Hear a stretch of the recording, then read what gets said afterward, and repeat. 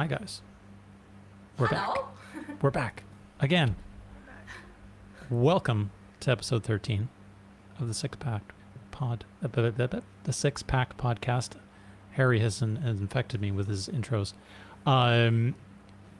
Right. We have a lovely guest, which we will introduce here in a second. Harry. Hello. Shan. Hi, what's up? Yep. Do you have any housekeeping before we begin?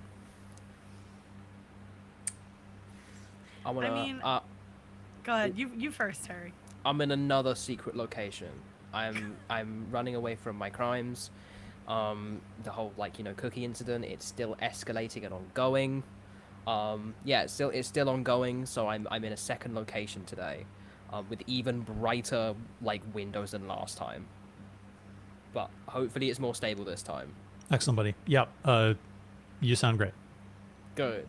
Great. Doing great. We love that. Shan, you have items for housekeeping. Yeah. I just want to say that I don't want anyone to ever doubt me again, ever question me, because somehow Ben Starr and I are connected, and I've been right this entire time. And I just want to say thank you to Ben Starr. I don't like to say thank you to Ben Starr because he's constantly ruining my life at the same time. But you know what? This time, buddy, we're connected. Never question me, guys. I'm always going to be right. You might just have to wait 3 weeks to find out if I'm right. But yeah, I feel really great. I'm feeling so good about how right I am all the time. Excellent. Never question me again. That's not going to be a high fall or anything like that. No, excellent. It was just a whole thing because it was it got really crazy, and I stood on business, as the kids say, and it turned out I was right, and that's sometimes that happens, and it's great. It is. Yep. Right. Yep. Without further ado, the floor is yours, Madam. All yours, Eve. Hello. Hello everyone, I am Eve of Eve's World Building, also known as that girl that drew the Reliquiae map. And thank you for having me on your podcast. It's really nice to meet all of you, and I always love a chance to talk about maps in general, but Reliquiae has a pretty special place in my heart. Oh, there's also a lizard has apparently joined the chat. Oh, I just saw it. As soon as you said it, I saw it. I was like, what is that? Welcome, lizard. We need to think this is, I don't know. Oh, he's moving. We need to think of a name for him. Oh, he's gone. He is in the curtains. He's fleeting. He'll probably come back in. Excellent. Yeah. Very good. Eve, Yes. how did you find Natural Six? How did you get involved with this merry band? So, I received an email from Harry, and basically the email was it was kind of insane, and I'll be real with you, I actually thought that it was spam the first time that I read it. I was like, nah, this can't be real.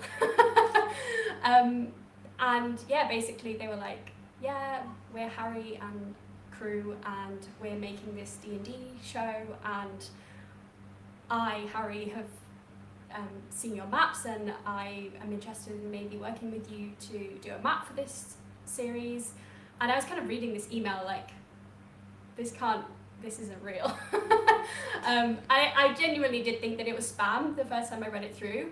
Obviously I'm glad that I then followed up and was like, okay, this definitely isn't spam, because then I went onto Instagram and was like, no wait, Dog Cockle is following me. The Witcher is following me.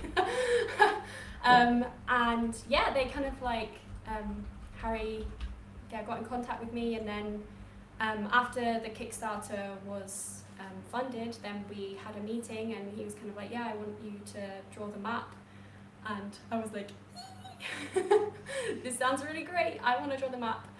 And so my relationship with Natural Six began. And yeah, I can kind of talk you through the process of how the map came to be. I can get my little notes up. so that I don't forget what I'm saying. But basically, in the first meeting, Harry sent me the map, which you can see on the screen, which is, I think Holly posted it in the anniversary post, basically his original map of Reliquiae. And in that first meeting, like, he told me a lot of stuff, and I was like, whoa, this is very exciting. And yeah, I just kind of like asked him lots of questions about kind of what he wanted from the map, what was the purpose of the map. I think he mentioned in a couple of episodes that I kind of asked him who made the map and like the feel that he wanted for the map. And generally we kind of wanted to go for a more like atlas style kind of decorative map. It was less of like a functional map for the like characters, so to speak. It was more of like this is a map that everybody in Reliquiae would have access to and would know about. And yeah, I mean, Harry, I think, found me through I used to do like an interview series with different artists and other like cartographers and people who do fantasy map and fantasy artwork and stuff. And Matt Owen, who did the character art, I did an interview with him, and I think that Harry found me through Matt. So that was really cool. And yeah, we had this first meeting, and I literally wrote like pages and pages of notes. So I was like, Harry, and he's such a, I knew, because this was before obviously they started filming, I wasn't actually familiar. I haven't played any of the Final Fantasy games, or I haven't played The Witcher. I'm coming from more of a D&D perspective to it. I was kind of obviously familiar, like I've heard of Final Fantasy and The Witcher and these kinds of things, but I hadn't actually like personally played them or watched them or whatever. And yeah, so I was just listening to him talk, and his like, it was like a personal storytelling adventure. That first call, I was just so enthralled like by the story, and I just had so many ideas, and I must have had about 2 or 3 pages of notes by the end of the call.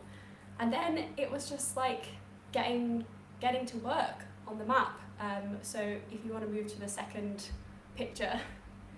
Absolutely. While I do that, Eve, how many maps had you done before you kind of embarked on this project? Ooh, that's a good question. I think probably I would say like in the 20s or 20 or 30 maps. Like, I mean, I've drawn a lot of other maps, like kind of personal maps and other creative projects, but like kind of client work, I guess.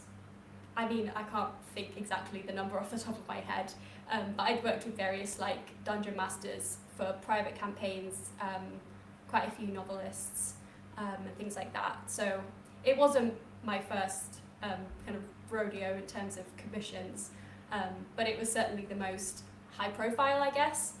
And yeah, that kind of like definitely took some getting to grips with, being like, well, like potentially a lot of people are going to see this map. So there was a lot of pressure, like not from Harry particularly, like obviously he was very certain that he wanted me to draw the map. And although that's like a really lovely thing, that's also kind of like Harry's really believing in me, and obviously the whole crew, they all chose me together, but Harry was my point of contact. So yeah, it was like a lot of sleepless nights thinking and planning about it and reworking it. So the picture that you can see now is kind of like the first rough draft that I sent to Harry, and you can see that already like the form of it was already there. I would say that the corners, like the actual like border of the map, is what changed the most, but I couldn't find any pictures of what the versions that I had before. I definitely had a lot of trouble with the fact that there was 9 icons for the gods. Like normally things are even, so I was like, what do I do with an odd number? And it seemed like it seems like a really obvious thing, but it was, yeah, it took me a long time to kind of like figure out how to make it look nice and give them the space that they needed and that kind of thing. And I wanted the map, the border, to kind of look like a frame, so that it was very kind of like, this is a viewpoint, you know? This is something that we have carefully curated, and this is what we want Reliquiae to look like when we're thinking about like the people who made the map. To kind of create the border, I tried a lot of different things. In the beginning, when I started drawing maps, I didn't have any kind of digital tools at all. It was literally just me and my hand drawing away. But I have slowly integrated some use of my iPad into it, just because, firstly, if I ever make a mistake, when I was just doing it by hand, and there was no get out of jail free card, it's kind of like, if I'm 95% of the way through and I make a mistake, and then the thought that I would have to start again, it's not, in a business sense, it doesn't really work. You can't be restarting commissions constantly, so I do have that as just in case something does go wrong. But it is also helpful, there's a lot of tools that you can use just to play around with ideas. So I used the symmetry tool to just try out different shapes and see what things worked and what things didn't, and yeah, that's the kind of shape that I ended up with. And I don't think too much really changed from this original draft. I would say Mount Atria got a lot bigger. Mm-hmm. But other than that, most of the stuff stayed more or less the same. So if you want to move to the next slide.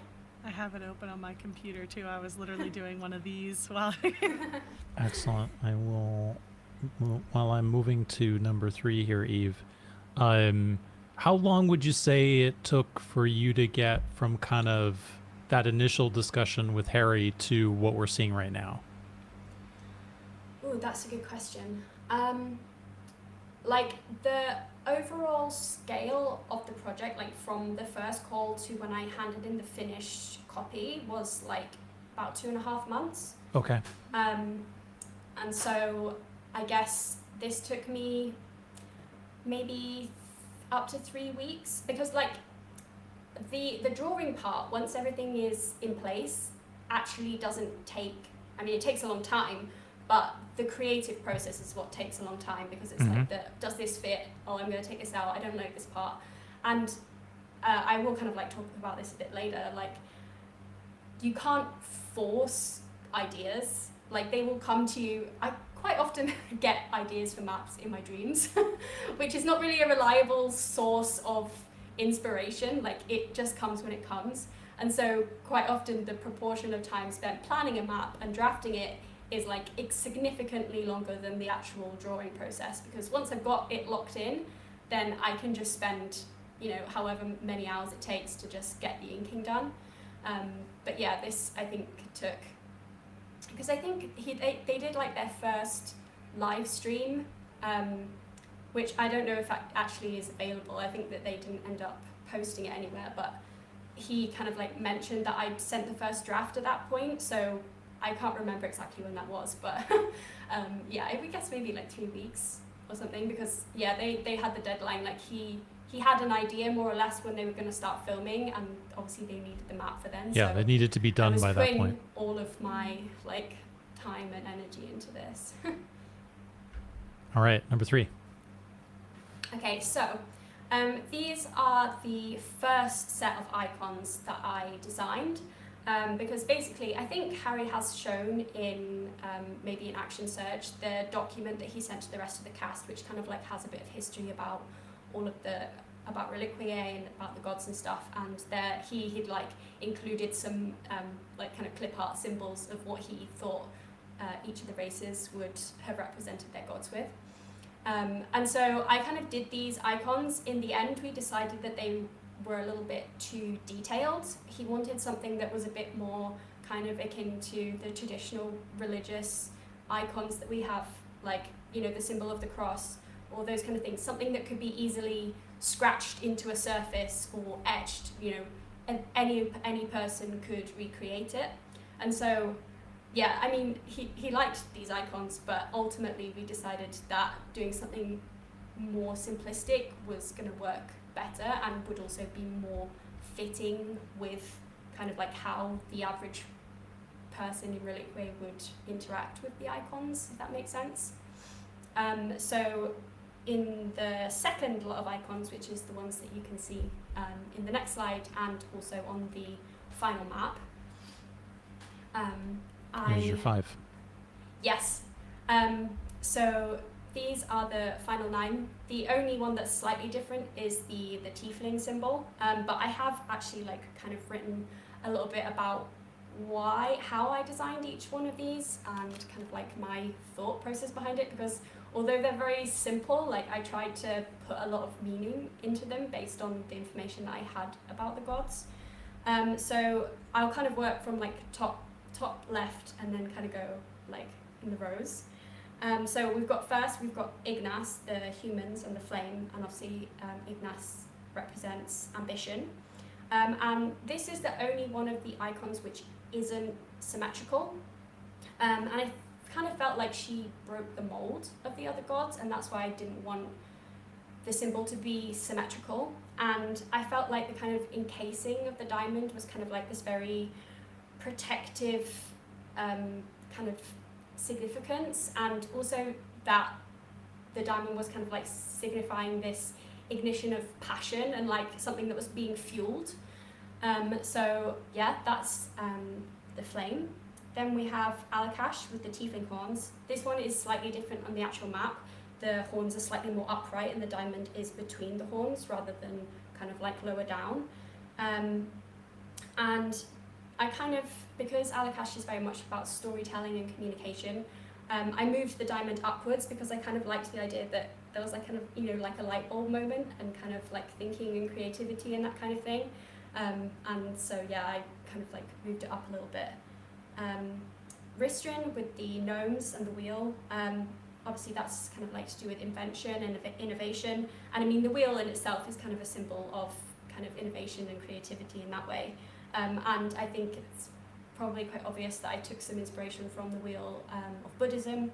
And also I liked the idea that the diamond in the center, that the kind of like different offshoots is kind of like the way that gnomes will see lots of different creative ideas. They'll have like this one initial thought and then be like, oh, I could do this, or I could do this, I could create this. And also the way that they kind of build their kind of like their architecture, that they kind of just like pin stuff on. So that was the thought behind that. Then we have themselves and the kobolds. And this one was kind of like slightly more difficult because the kobold one that Harry had in the sheet is definitely more of like a natural kind of like a very visceral, like they've kind of made it with mud or whatever. But for a more formalized symbol, I wanted to use something that was kind of like, well, I wanted to do the yin and the yang kind of thing. And I think that kind of integrates a lot of kobold culture, that they're very much like about being part of a community and like they all feed into each other, and that there's also like no break in the circle. That kind of symbolizes the fact that they don't really like to let people in or out of the circle.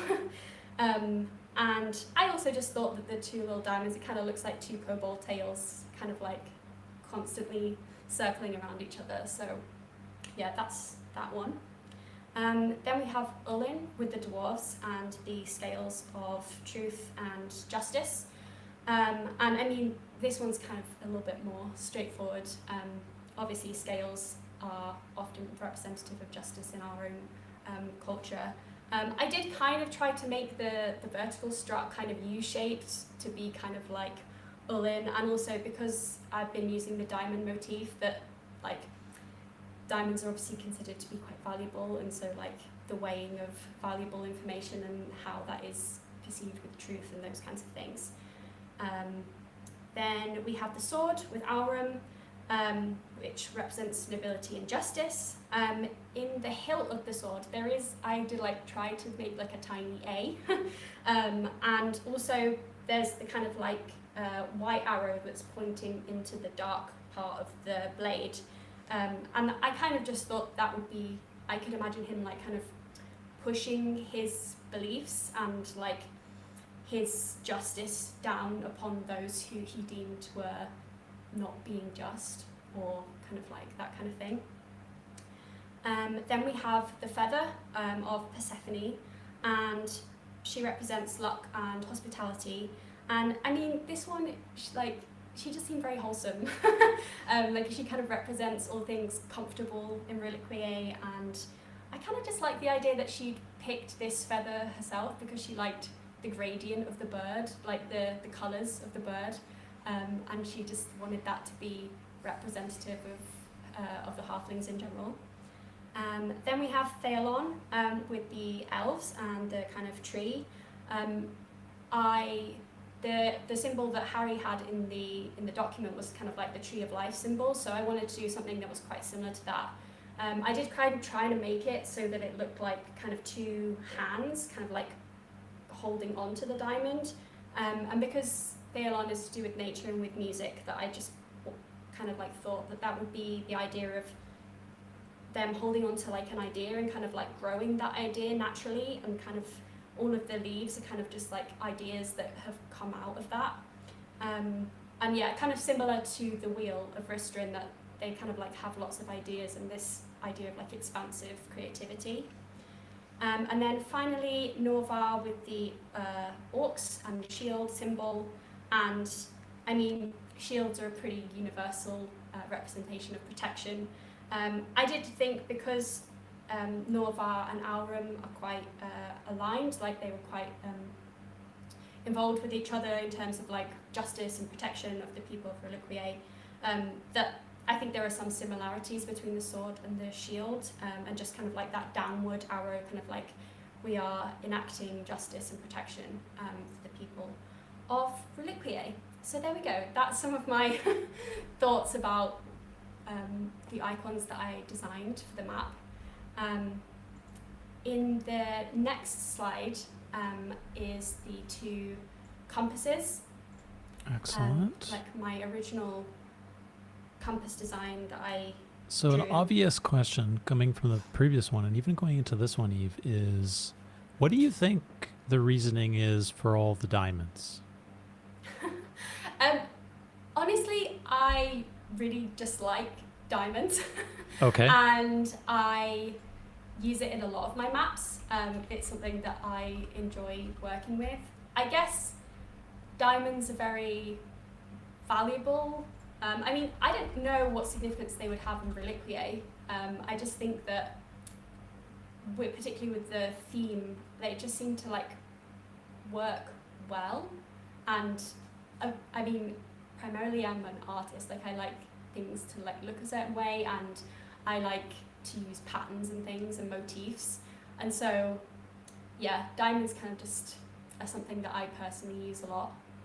I guess maybe it's kind of like my own version of like an Easter egg, or like a signature, like a drawing signature, I guess. So, I mean, people could put their own interpretations of what the diamond means. Maybe more will be revealed, who knows?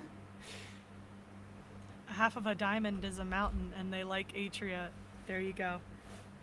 We did it. There we go, Shan's done There it.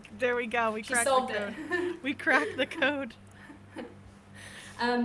So in this slide you can see the two compasses. Like, I mean, you can see that not really that much changed in between the two, like the original draft that I showed Harry and then the kind of like final one that I designed. In the original one, like obviously I knew about the web, so I was kind of like, oh, should I put some like cobwebs and stuff on it, kind of like the webs sneaking in, but the web obviously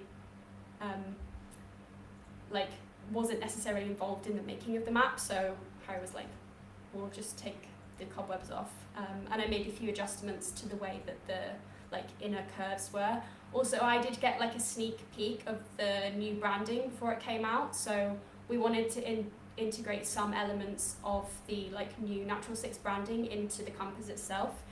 So I like the little burst at the top is what I kind of like took from the Natural Six logo, and I also changed the kind of like inner circle to like a D20 hexagonal shape.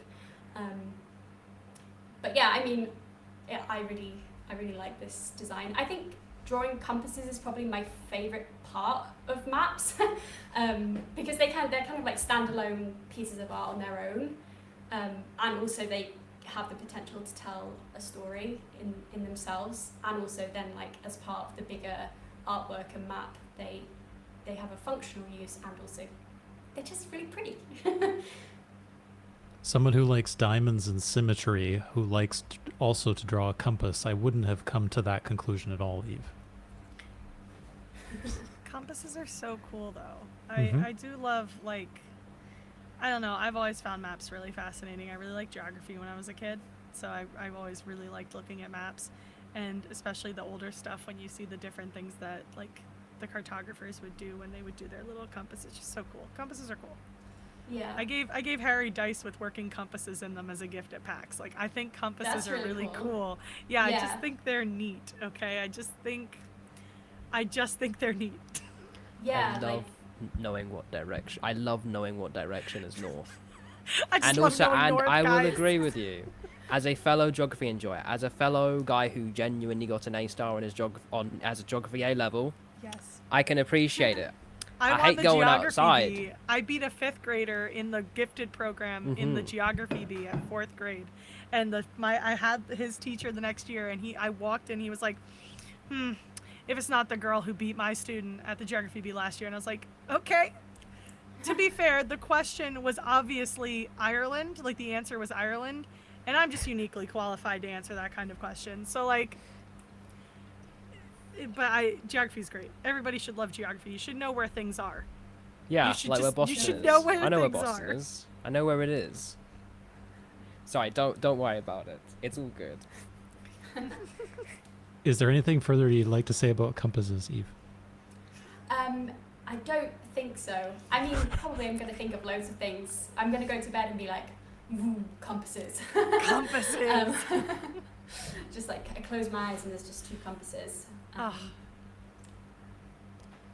Would you like me to move on? Yes, please. 6 it is. Okay, so this is kind of like the slightly inked version that I sent to Harry. I think this is the most that he saw before I showed him the final map. So he had like a pretty good idea of like to make sure that I hadn't really messed anything up. But there was still enough for him to like be surprised when I showed him the final thing. Mhm. And the only thing that I guess I wanted to point out about this is that the original map that I drew, I actually had to draw it on 4 separate pieces of paper because I only, at the time, had access to an A4 scanner.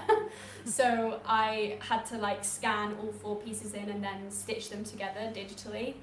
I now have a camera, which means that I can take good quality pictures and not have to do that. But at the time, I had to do it this way.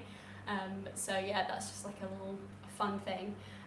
But maybe the eagle-eyed people will notice that there is something just a tiny bit wrong with this map.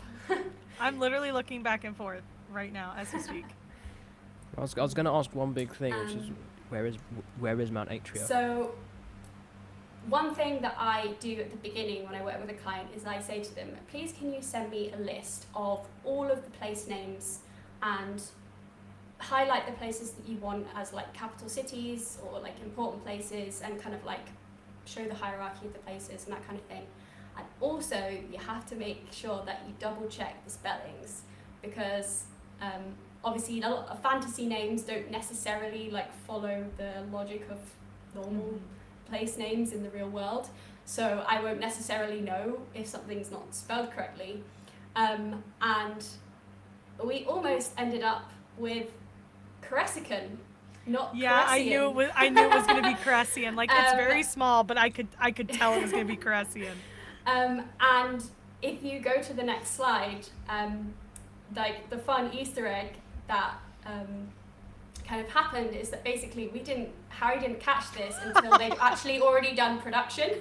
And so that is the reason that we have a natural 6 over Corresican, because actually the original draft of the map had the wrong spelling, and he sent me an email like, I'm gonna have to spend the rest of the series remembering to call it Corresican because I've misspelt it. And I was like, don't worry Harry, I've got you. And I was able to change it, but so yeah, there's like a fun little Easter egg that people wouldn't know about. That's just like a fun thing.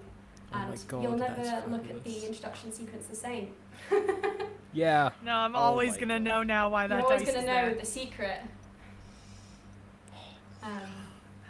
So yeah, that's I think it's the actually important- true that the first one that you put, Eve. Let's check it. Let's check it. Let's go back to number 1. It's actually spelled correctly here. Yes, on the actual like little paper map, but on the list, I go with the list because I get people to double check the spellings and also do like the hierarchy of the names, and so we ended up with almost with Corresican, not Corresian. So there we go. It would have So- never have been the same. No, I think a Corresian is definitely, it rolls off the tongue a lot better than Corresican. I mean, he could have gotten away with it. Like, it's not a completely outlandish spelling mistake. But it's just always, I always have a little chuckle when I watch the intro. And they've got the little natural 6 over it, so. all Well, round success. your little secret is now out. Yes. Well, I did As- check with Harry. I was like, "Can I tell people?" Because I just think it's like quite funny and like cute that it's there, and like because production obviously like they had so much stuff. Like the prep before obviously the first episodes went out was like it was crazy. Like Harry was kind of just telling me all the antics, and I was like, "Whoa, you really?" I mean, I think they're pretty open about the fact that they had no idea how much work producing this show was gonna be. Obviously it's 100% worth it, but definitely maybe not what they anticipated. So production had to be really fast when it came to the map, so they basically printed it as soon as they could. And then like we have on the final slide the final map of Reliquiae. Ta-da! And yeah, I mean, it can be really difficult as a creative person, as an artist, to like your work, and it's definitely like, particularly with this map, I knew that a lot of people were going to see it, and so especially the unboxing video, I remember I was sat with my boyfriend on the sofa like watching it, and I was so nervous. Like I was like, oh my god, like people are going to see it, but I mean, when I got to show Harry on the final video call, like showing it to him for the first time and just seeing his reaction was just so, it just made me so happy, and just knowing that I'd really put so much time into it. I mean, I think overall the map took me around 110, probably more than that, hours. And so yeah, a lot of hours of my life and my poor deformed drawing hand suffered. But yeah, it was just such a fun project to work on, and like getting to bring Harry's ideas to life. And he sent me a screenshot of their WhatsApp chat when he posted the map to them for the first time, so that they could see it, and like they were all just so excited about it, and it just gave me a warm fuzzy feeling. And so yeah, we have Reliquiae. I guess I could tell you my favourite parts. I really like the seasonal forests. I think that's probably one of my favourite parts about the map. I like the idea of it. I don't know what season are your guys' favourite, but I really like autumn in general. Like, Yes. ironically, for someone who lives in a very summery country, but autumn is holds a special place in my heart. So I liked the idea that I would live in the autumn forest. And I also really like Saren. We haven't got to explore too much of Saren, and obviously I'm not going to talk about any places on the map that the cast haven't been yet. But I just think that Saren's really cool, and it's an interesting place. And I look forward to them exploring a lot more of the northern regions of the map. There's definitely some cool things happening up there. So yeah, I'm just excited to see where the story goes. And yeah, I guess if you guys have any questions about the map. and I'm going to switch to this version, which That's is the the version one I'm looking at right Yep, now. Except not on the website. I saved it to my computer because Doc won't let me make it my background so that Holly doesn't yell at us. I specifically got it to make my background. Like, this is not a joke. I was like, oh, Doc, I can finally make the map my background. I'm so excited. I love the map. And he was like, you can't. And I was like, dang it. Nope, we cannot be using Dang it. I have to be in the void. the assets. You may not. I will Moderator ask decree. the first question, and then we'll kind of roll with it, Eve. How did you make the aged version? So the aged version is obviously the one that's here. So I actually didn't make the aged version. Okay. I'm assuming they've put this layer over the top. I mean, how I would do it now is basically I can on the iPad remove the background from it, so it's just the black lines, the inking lines, and then that makes it easier to like put it over different various backgrounds. And also like the place that I was previously printing with, they only had like really bright white paper. I have now recently found a new place which has really lovely like more natural white paper, and so that will be good for like future maps and things. But yeah, you can just add like a filter underneath or overlay it. Also, in terms of putting the map on the internet, if you put stuff like the brown over the top, it does make it more difficult for people to steal the image. That is just something you have to be aware of when you're putting art online, that you know the copy save image function is very much available. Is for very real. computers. Yes. So doing that does Very cool. remove some incentive. I will go back to the Eve's natural version, and swing back. Maybe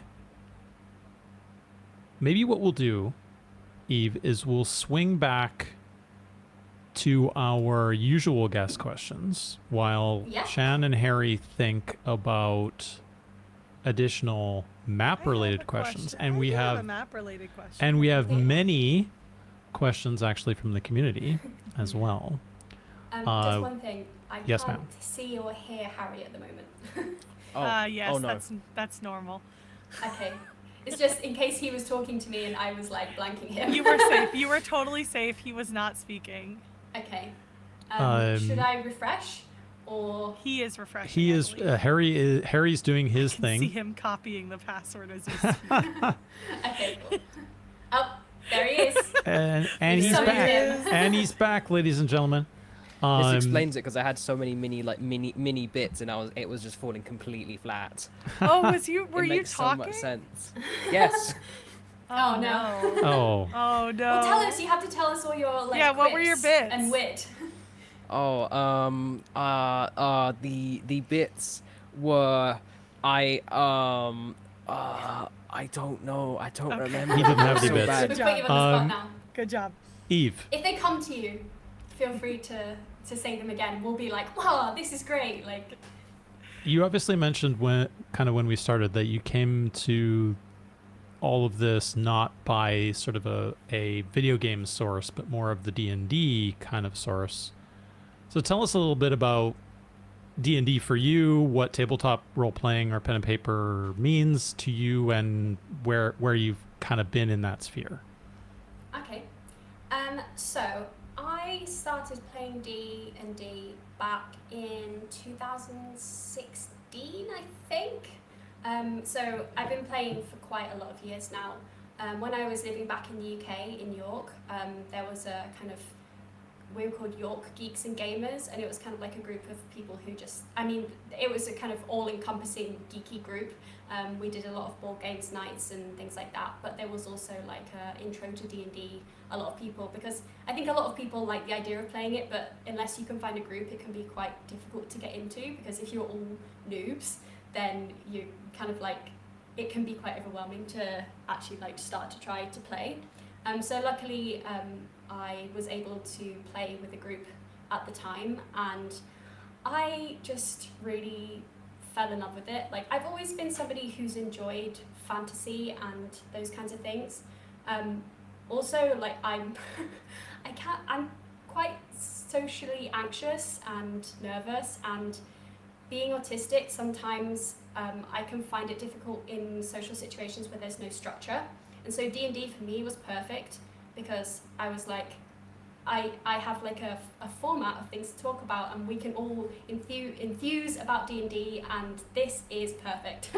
And I mean, I don't want to generalize, but I think generally the D&D community can attract a lot of neurodivergence in general, and so it just felt like a really pleasant, safe space to just be me and to explore lots of different things and kind of be a bit more out there, which was something that I at the time was quite uncomfortable with, like kind of expressing myself. And yeah, I just started playing with the group there. And then when I moved to Spain, I had a bit of a break, because playing D&D in Spanish wasn't something that was on the cards, at least at the beginning. But I was very fortunate that a couple of years after I moved here, a all-women's group opened up in the local city, and I was able to join quite a lot of, well, they started off just doing one-shots because there was a lot of people who hadn't played D&D before, and so it was just a very easy way for people to dip their toes in, try it out and see if they liked it. But obviously I already had experience playing, so that was just a way for me to try out different classes and stuff. And then I was kind of like involved with a couple of like mid-term campaigns, sort of like maybe 3 to 10 episodes, so to speak. And then I found my current group, and we've been playing for over 1.5 years now as a group, and it's awesome. And I really enjoy it, and it's just a really fun way to socialize, and especially now that with our group, we've been playing together for such a long time, like we can really get into the nitty-gritty of character development and, you know, like explore different things. So that is my experience with D&D, and I haven't really played too many other systems. I do think that I do vaguely remember that I played a couple of other like one-shots, which were maybe like there was one that was set in space, which wasn't D&D, but honestly I can't really remember which system it was. And also one of the first ever games that I played was the Honey Heist. I don't know if you've heard of it, but basically you all play as a bunch of bears trying to steal some honey, and much shenanigans ensue, as you can imagine. I was a panda bear, and I got a giant bamboo stick, and I was just bumping people on the head with it, and it turned out that this stick, like, it was just a normal bamboo stick, but when you bump people on the head with it, it exploded into a giant, like, bamboo cane, and I was creating all kinds of chaos. So if any of you haven't ever played the Honey Heist, it's such a fun, easily accessible thing, because it's not using D&D rules. Like, you only have two kind of like things, like bear or criminal, so it's a lot less involved with D&D than D&D, where obviously there's like all the different stats. So yeah, I would highly recommend that. It's very, very fun. And you can choose to wear hats as a bear if you wish. And who doesn't want to be a bear wearing a hat? Exactly. Let's test Harry. Harry, are you with us? I'm here. Can you see me? Yes. You dipped in and out a few times, but Yeah. you are here now. I've swapped to a completely different browser again, so hopefully this time it works. But I've been listening this whole time, and it's been really interesting. I was gonna say, so that tabletop game, it's not D&D, sci-fi. Was it Scum and Villainy by any chance? Did you have to roll d6s? Yes. Did you have like dots that were in like different categories? You had like 2 or 2 to 1, 2 or 3 dots. Potentially. I mean, this was like right at the beginning, so my poor memory does not serve me well, but I do remember lots of d6s, and we were definitely in space, so. Yes. Okay. It might have been Scum and Villainy. Scum and Villainy. Okay. Good game. It's based on the Forged in the Dark system. very good. I'm definitely Harry very approved. interested to like try some different systems. I mean, with my current group, like we're very into our campaigns, so we're probably not going to switch anytime soon. Yeah. But potentially, like with the kind of like wider group, that doing some one shots with alternate systems would be quite good. Obviously, the new Dagger Heart system has come out with Critical Role. I am curious to see. It seems like there's lots of like people trying it out online, so that could potentially be quite interesting. Yeah, I would say this big system I would recommend. Blades in the Dark. Blades in the Dark is a really good one if you haven't tried that one yet.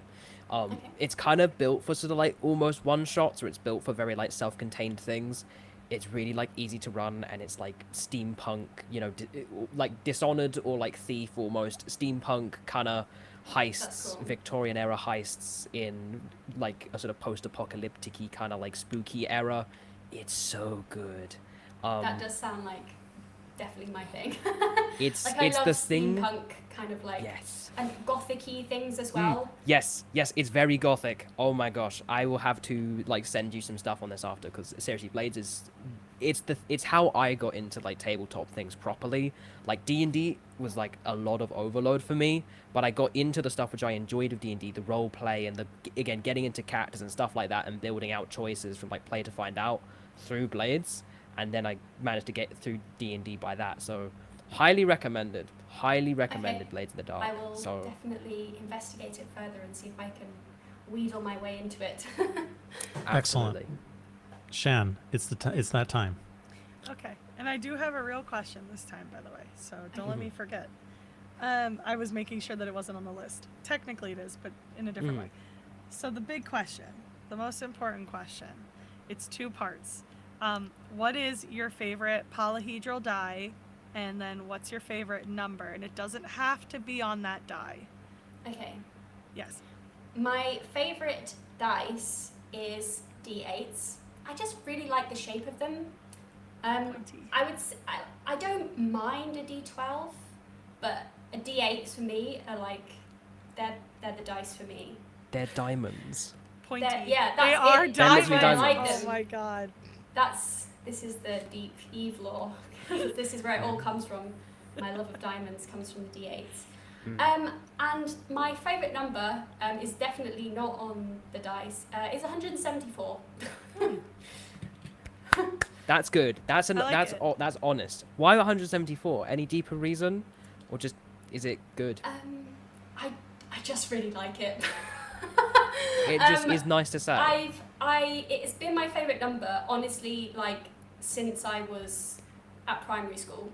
I'm not sure, perhaps it was like in a username or something I had when I was younger, but I just became really attached to it, and it's my special number. And that's fabulous. I just really like it. I'm Googling And, 174 I actually- now to try and figure out whether there's anything really important about it. All like I play Pokemon Go, and I actually like save all the Pokemon that I catch, which are like naturally 174 CP when I catch them. Nice.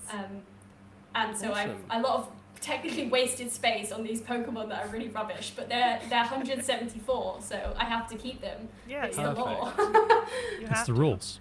I think just 174 is just a very honest. It's very honest. You know, it's It's broken a down real into three number. parts. It just So it feels it's good. real.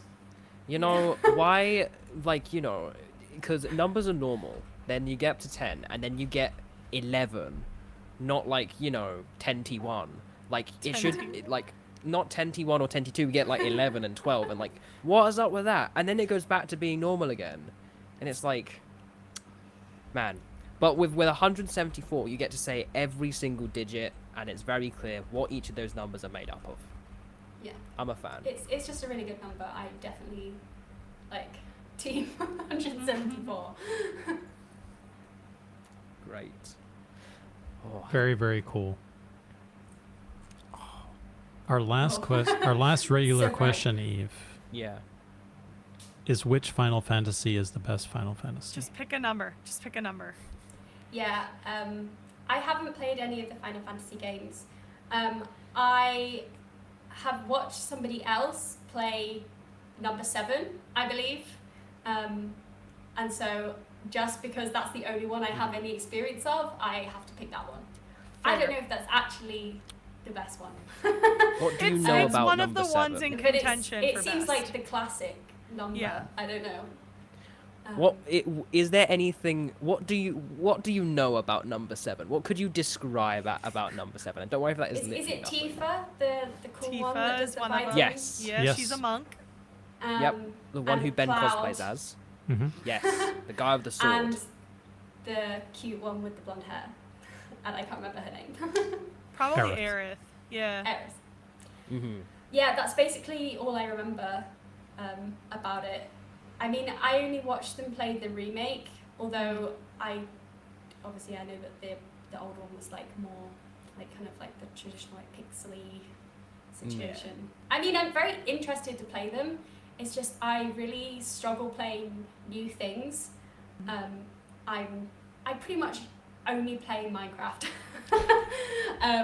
every day, just Minecraft. I'm on that Minecraft grind. I yearn for the mines.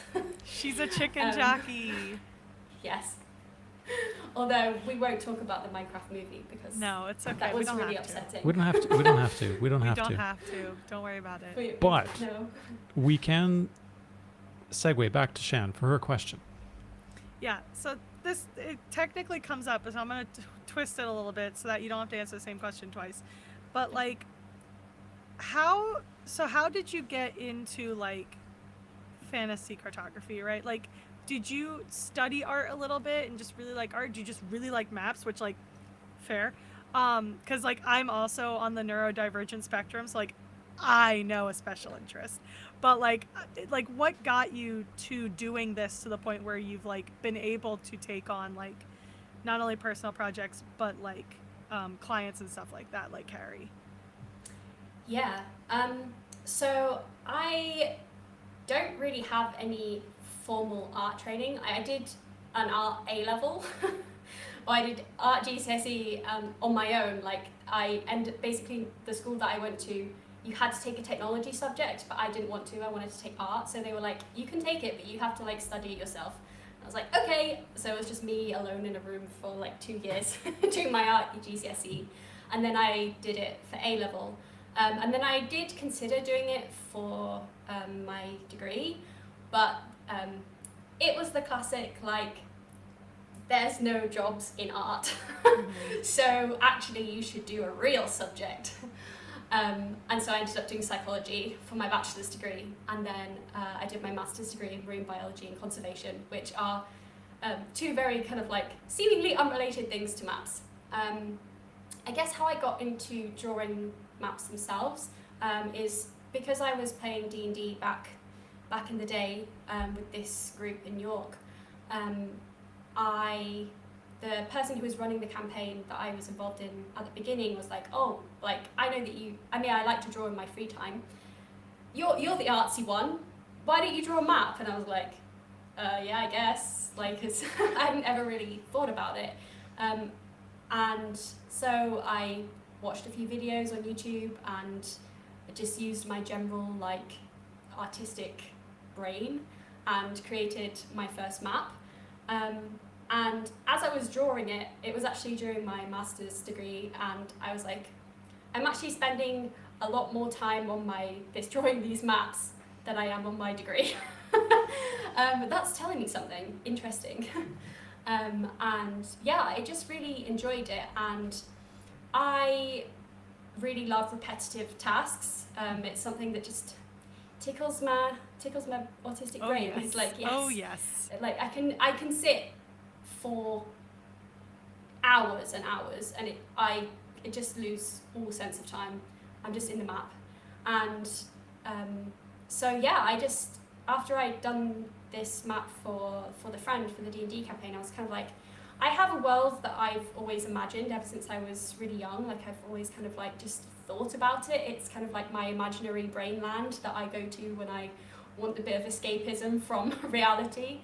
And so I started trying to draw that, and then when I moved to Spain, especially during COVID, I was like, oh, I'm gonna like start drawing, and I posted on Instagram.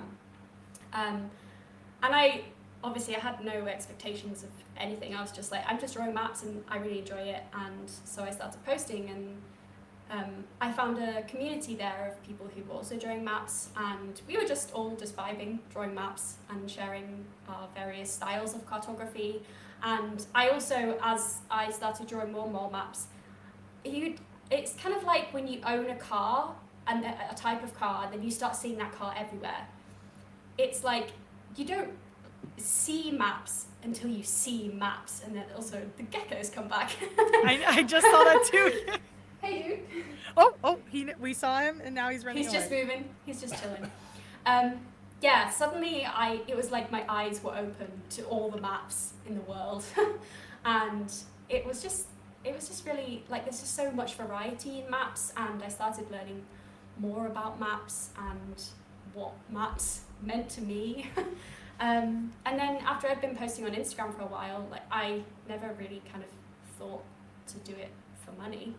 It was something that I did as a hobby, and to be honest, I still continue to do it as in a hobby way as well. And somebody reached out to me and was like, oh, you know, do you do commissions? And I was kind of like, I guess I do, yeah. And I could. And yeah, then I kind of started working with more and more people, and it's kind of developed into Eve's world building and to Reliquiae. It led me here because I hadn't actually posted on social media for like 2 years when Harry contacted me, which is part of why I kind of thought that it was spam. I was like, there's no way that this is like real.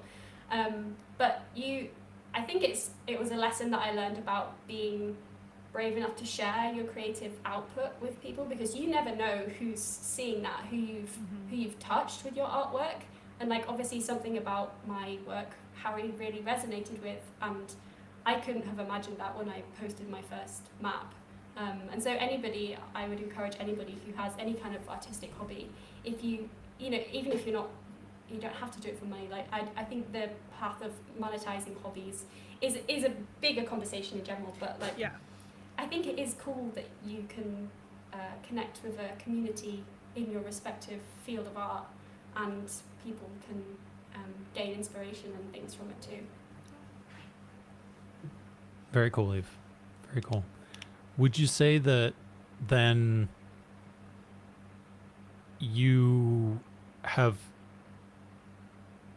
researched or thought more about the kind of practical realities of a map? Because a map is actually can be a very sort of technical, very mathematical representation of the world, etc.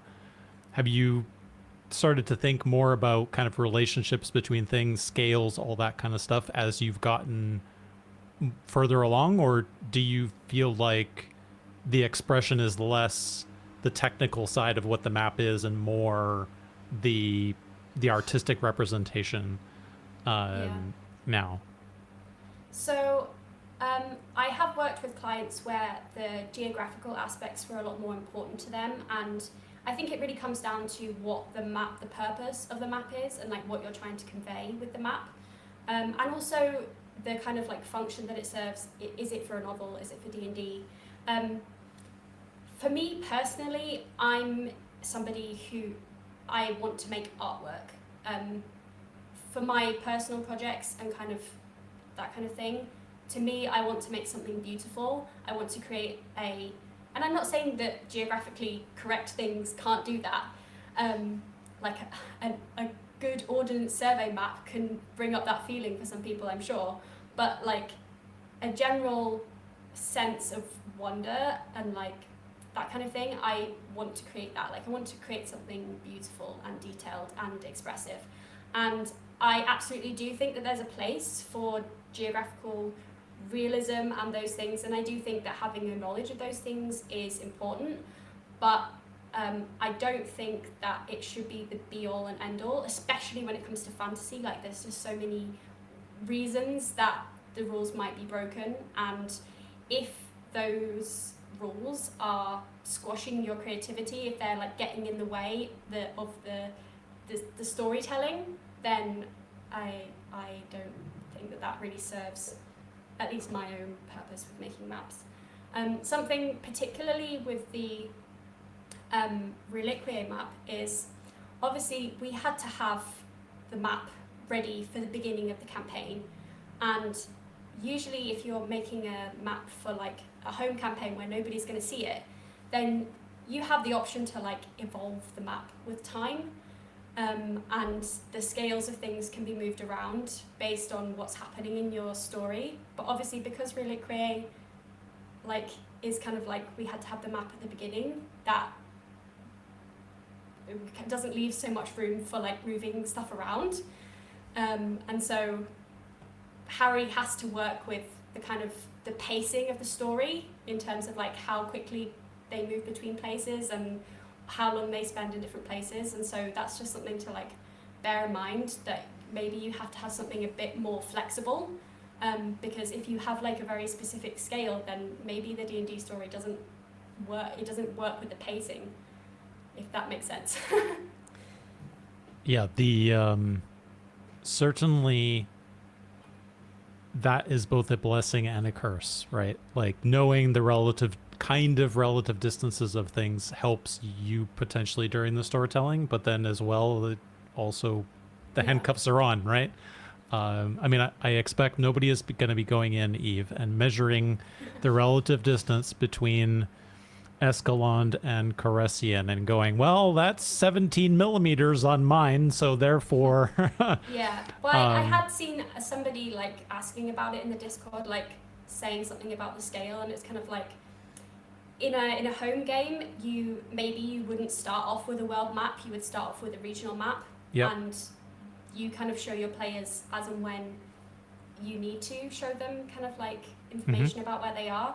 Whereas obviously Reliquiae, it serves as a point of reference for the cast, but also for the viewers. And so you're kind of like, you have to balance both things and also make something that's beautiful and nice to look at.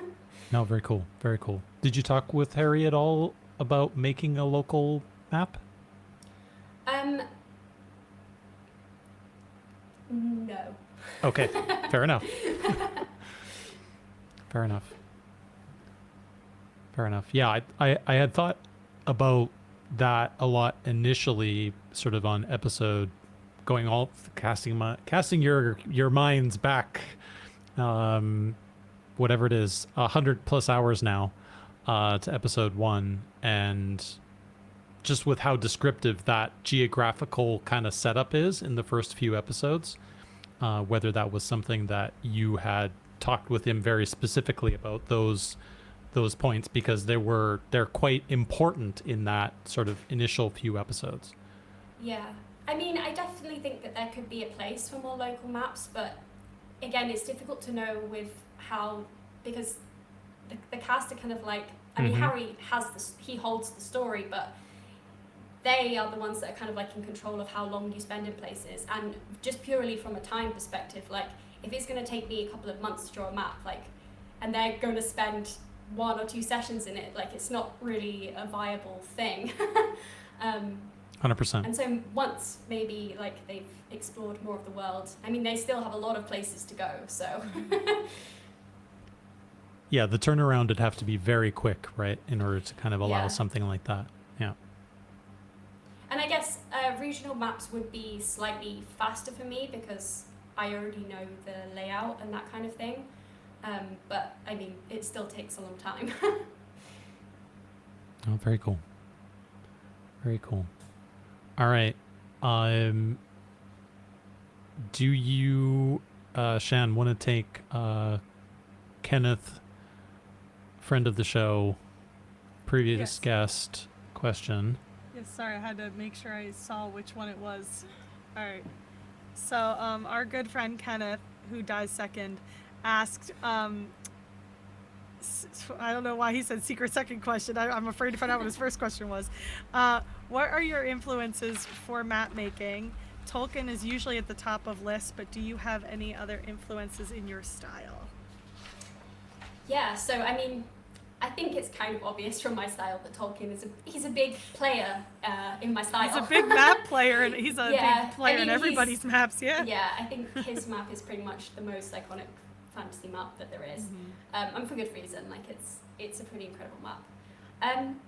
I would say that rather than like specific cartographer influencers, that I try to take inspiration from lots of different places and like try to use that in creative ways within the maps. So something that I found kind of like I kind of stumbled across randomly, like I love charity shops. I love kind of like thrifting and that kind of thing, and I discovered that a lot of like people donate their like old travel books, you know, like if you're going to Portugal, like here's the Traveller's Guide to Portugal, and quite often in these guides they'll have loads of really cool images, like diagrams and that kind of thing, of architecture and different cultural things, like for example Portugal, like tiles and that kind of thing is very popular there, so like the designs of that, and just trying to integrate different elements of architectural styles. If a client wants something in a particular art style, then looking at classical art pieces, kind of you think like Art Nouveau, that kind of thing, the sweeping kind of more circular shapes and those kinds of things. There's inspiration to be had everywhere. Like I'm wary to look specifically at like just cartographers, because whilst it's really good to try it, especially in the beginning, like to emulate people's styles whilst you're trying to find your own, like you don't want to end up copying somebody by accident. And also I just feel like I want to explore my own creativity just by experimenting with different things. I do really like old historical maps, and I was given a book with loads of different maps from literature and kind of like also things like the Metro map and the maps in all forms, and I just like looking at that. There's lots of interesting ways that maps have been used historically, also ones that don't look like typical maps. Like for example, in the Marshall Islands, they had like these stick maps that they used to kind of map currents, and they would literally like tie palm fronds or like coconut fronds together in order to create like a map of the ocean currents around the islands and stuff. And just creative ways that you can translate your physical environment into something visual. It's kind of like, it's just an interesting thing to think about. I came across there's a podcast called the Huberman Lab podcast, perhaps you've heard of it, and basically it's like this scientific podcast where they talk about loads of different things that you can use science to integrate into your real life, for various things like health, well-being, productivity, etc., etc.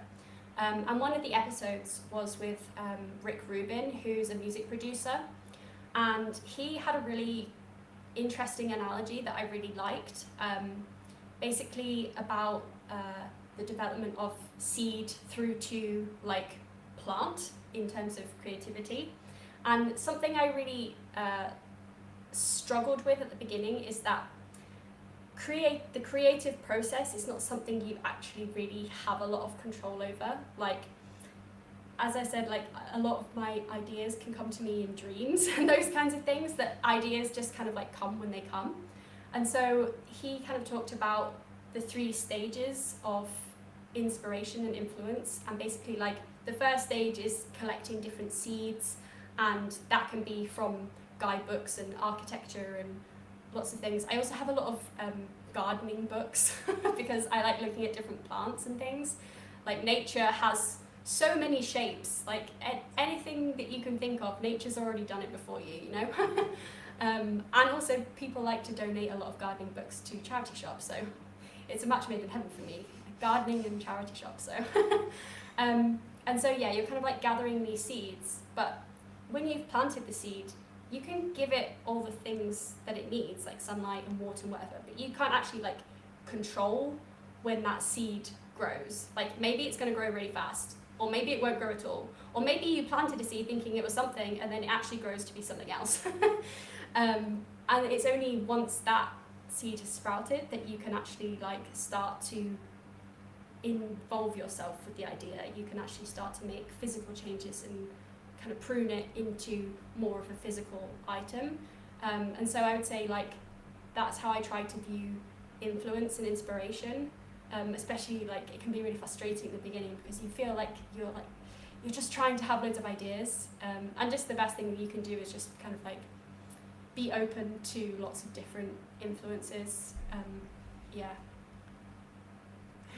Sorry, I felt like I just rambled about seeds there, but I just found it like a really useful thing. I No, think that's a lot of fabulous. people get frustrated with the creative stage because you feel responsible for it, but ultimately like it's something that you just have to like give time, and maybe not what you expected. Yeah, you can't. It's definitely something you can't force. Yeah. That's Yeah. for sure. That's for sure. Are you with us, Harry? Are you happy with your lighting Yeah. situation? Sorry, We've just been look, watching you manically like keep messing with your lighting every so often, or you get no, like I've not been messing blinded with my by your lighting at all. I've screen. just been swapping. I just swapping over to like the tab just to see where we're sort of at and just get flashbang. And I realized like I'm descending into darkness, so I have to like I don't want to like leave because it's gonna be really rude if I like get up and leave. Also, I was Okay, like, don't worry. if no, I'm gonna do it in the darkness. No, I'm gonna do my question. Oh God, here Oh, he goes again. Harry's gonna do his question in the darkness. Okay, Oh God. the darkness. Oh, one more thing I have just thought of is I also I really like symmetry in general, and I really like fractals. It's Fractals are something cool. I came across when I was at university, and I just like them. Yeah. So there we go. That's also something that influences me. Fractals. I just think they're neat. That's good. We like a fractal. Okay, I'm gonna do it from back here. Can Oh, you God. hear this? Barely. Yeah. Yeah. Oh Who no! said that? What was on. that?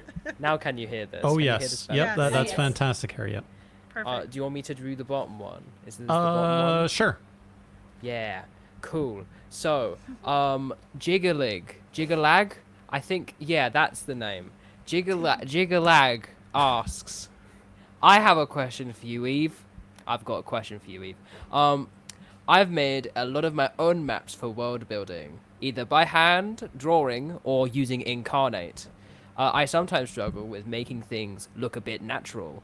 I know how about having rivers run downhill and bothering deserts and bothering deserts with Bordering, mountains, I think, etc. is what he Bordering, I means, think but is yeah. basically- You're doing Yeah, so sure, good. bordering deserts with mountains, etc.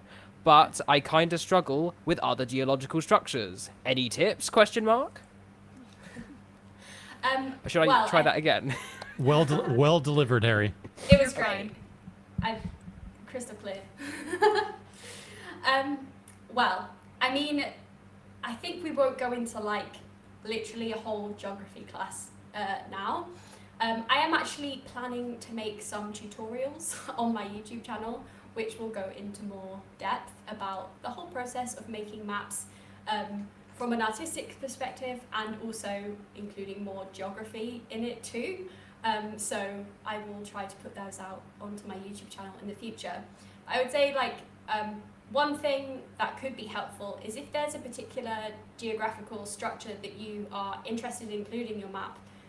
One really good and easy way to try and integrate that into your map is just try and find one of those on Google Maps in real life. Like if you're trying to integrate a desert basin, then just Google desert basin and like see what the landscape around that looks like. Even just trying to take shapes from existing nature, like if you look at the Alps and what shape that is, and you can just take that and put it into your maps. I mean, obviously you can edit it to kind of suit your world, but I mean, Earth has got it all. And I haven't personally used any kind of like more digital map making software like Incarnate, but I'm assuming there must be some settings which allow you to like kind of import various geographical structures and things, and you can just add and remove different things as and when it's necessary.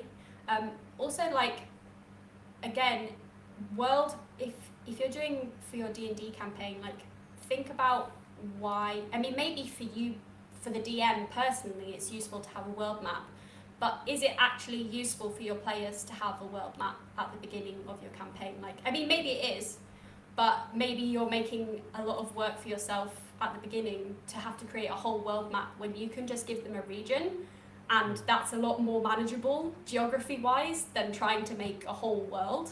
And you can slowly build that up, and you can then also integrate that with any magic systems or cultural things or kind of god pantheons and things, because I'm assuming if you're playing D&D that most of your worlds will be set in a fantasy setting, and therefore there will be a place for magic to be doing some interesting and odd things to your landscape.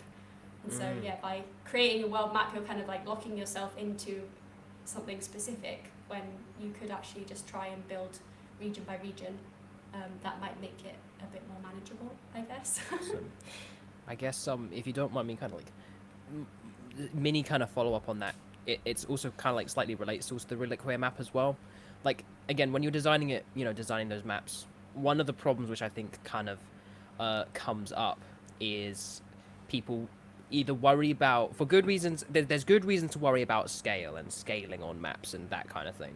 Because I know there's been some cases where people have been like, I've made this map and it physically looks like you could probably get between these two towns in a day, but it needs to take 2 weeks. Like, and it's kind of difficult if you're making, like, again, like a sort of fantasy map. Like, how do you gauge what those distances are? How do you, like, put it all in a scale that makes sense? Do you, like, think a lot about, again, the scale in terms of where things are placed and whether things make sense in, like, a fantasy context? Or is it something that you just kind of, like, not feel too buckled down by, potentially? I mean, if it's a client, obviously I will work based on whether that's something that's important to them. For me, I personally prefer to do imagination first, and then I put the geography in afterwards. That's just my personal preference. I think also it depends how you're making the map, because if someone at home is just trying to draw a map, probably what they have accessible to them is an A4 printed piece of paper and a pencil.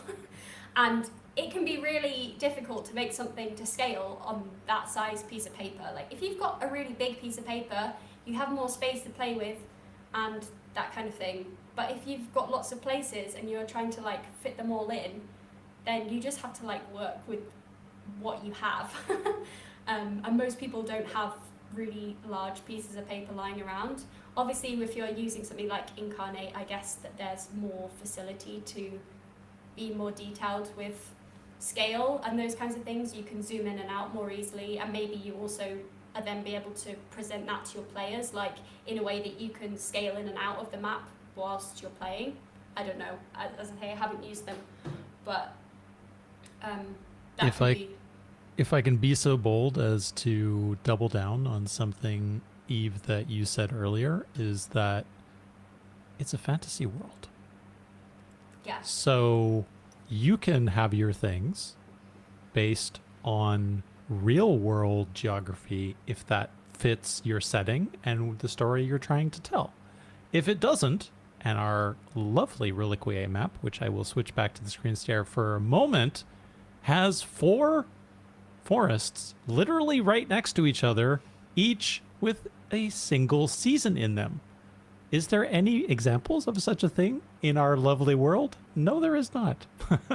Right? So yeah. I would say give yourself the freedom, right, to play with that as it's going to fit your condition, right? The story you're trying to tell, and don't get too in your head, right? Yeah, about... I think that's it. Like, by putting geography first, at least in terms of the fantasy map, like, you might end up in this kind of paralysis of, like, I don't really, like, I mean, maybe the average person maybe has, like, a GCSE or A-level or equivalent knowledge of geography, but most people, I think, haven't pursued geography further than that, and they probably just use Google Maps to get around. Like, the formation and tectonic plates and those kinds of things aren't in the current forefront of most people's knowledge banks. And so if you're putting that on yourself, especially as a DM, like you have so much other prep to do, and your world is the playing field for you to create that story. But I mean, ultimately, you can create something that feels nice, and then if you're like not sure about certain things, you can always go in afterwards and move things around a bit if you wanted to make it more realistic and do, as I said, kind of like find specific examples in the real world of particular geological structures and geographical structures, and kind of emulate that in your map. It's easy to change, like especially in a home campaign, like maybe your players haven't seen it, so you can just sneak in the Grand Canyon without them noticing afterwards. Very cool. All right, we will get our last listener viewer question out of the way, with KC asking, it's kind of related, even the sense of trying to have, do you have any recommendations for people who are kind of starting or who are trying to make that kind of world map for their own campaign, other than pretty much what you just said, which is don't take on too much? Yeah, I mean, there's lots of ways. I think getting the shape of your landmass is kind of like a good way to just get started with ideas, because if you're like, I have to create a whole world, and you have like no ideas initially, like maybe some people have like an idea, but again, I haven't actually done this, but I know a lot of people have done it, and I'm really curious to try it, is either using orange peel or rice or like dried beans, and basically like putting it onto a piece of paper and then kind of just seeing how they fall, moving it around and trying to make a nice shape. And you can make some really cool, interesting looking land masses with that. And once you have that shape, then you can start being like, oh, okay, I can see that there's like a kind of curve there, looks like a bay, maybe a river would flow from here. Or this part, there's a lot heavier land map, so maybe I can like break that up with some mountains, that kind of thing. And I think once you've started, and I'm assuming if you're building a world map that you have some idea of the story that you're trying to tell, then you can think, okay, how can these particular features of a map serve the story, and how can I make it accessible to the players? Are there any places that I don't want my players to go, or make it really difficult to get through? Like, am I going to make difficult terrain? Those kinds of things. So there's also lots of really good tutorials and stuff. I did a map, one of my map chats interviews with a guy called Jared Blando, and he's written a couple of books on how to draw RPG maps, both world maps and also kind of like towns and cities maps as well.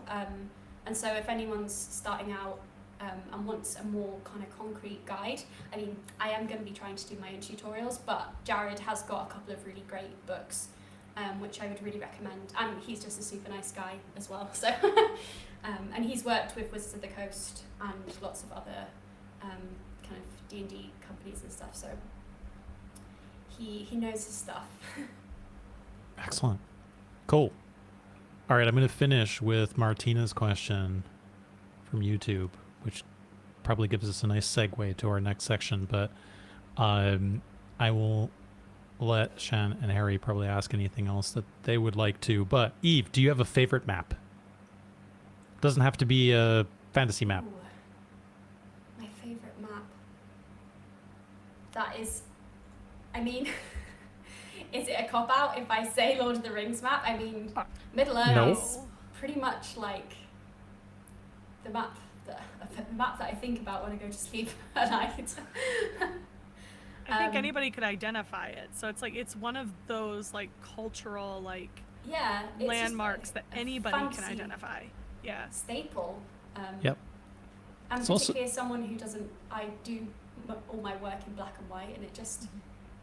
It's also something kind of, as you were saying, about kind of like giving yourself a, like, Tolkien's map is not incredibly detailed, right? Like it's relatively straightforward kind of how it's laid out, and there aren't a million symbols, and I would posit even your Reliquiae map is far more detailed in many, many ways, right? Yeah. Than that map was. Certainly. So no cop out there.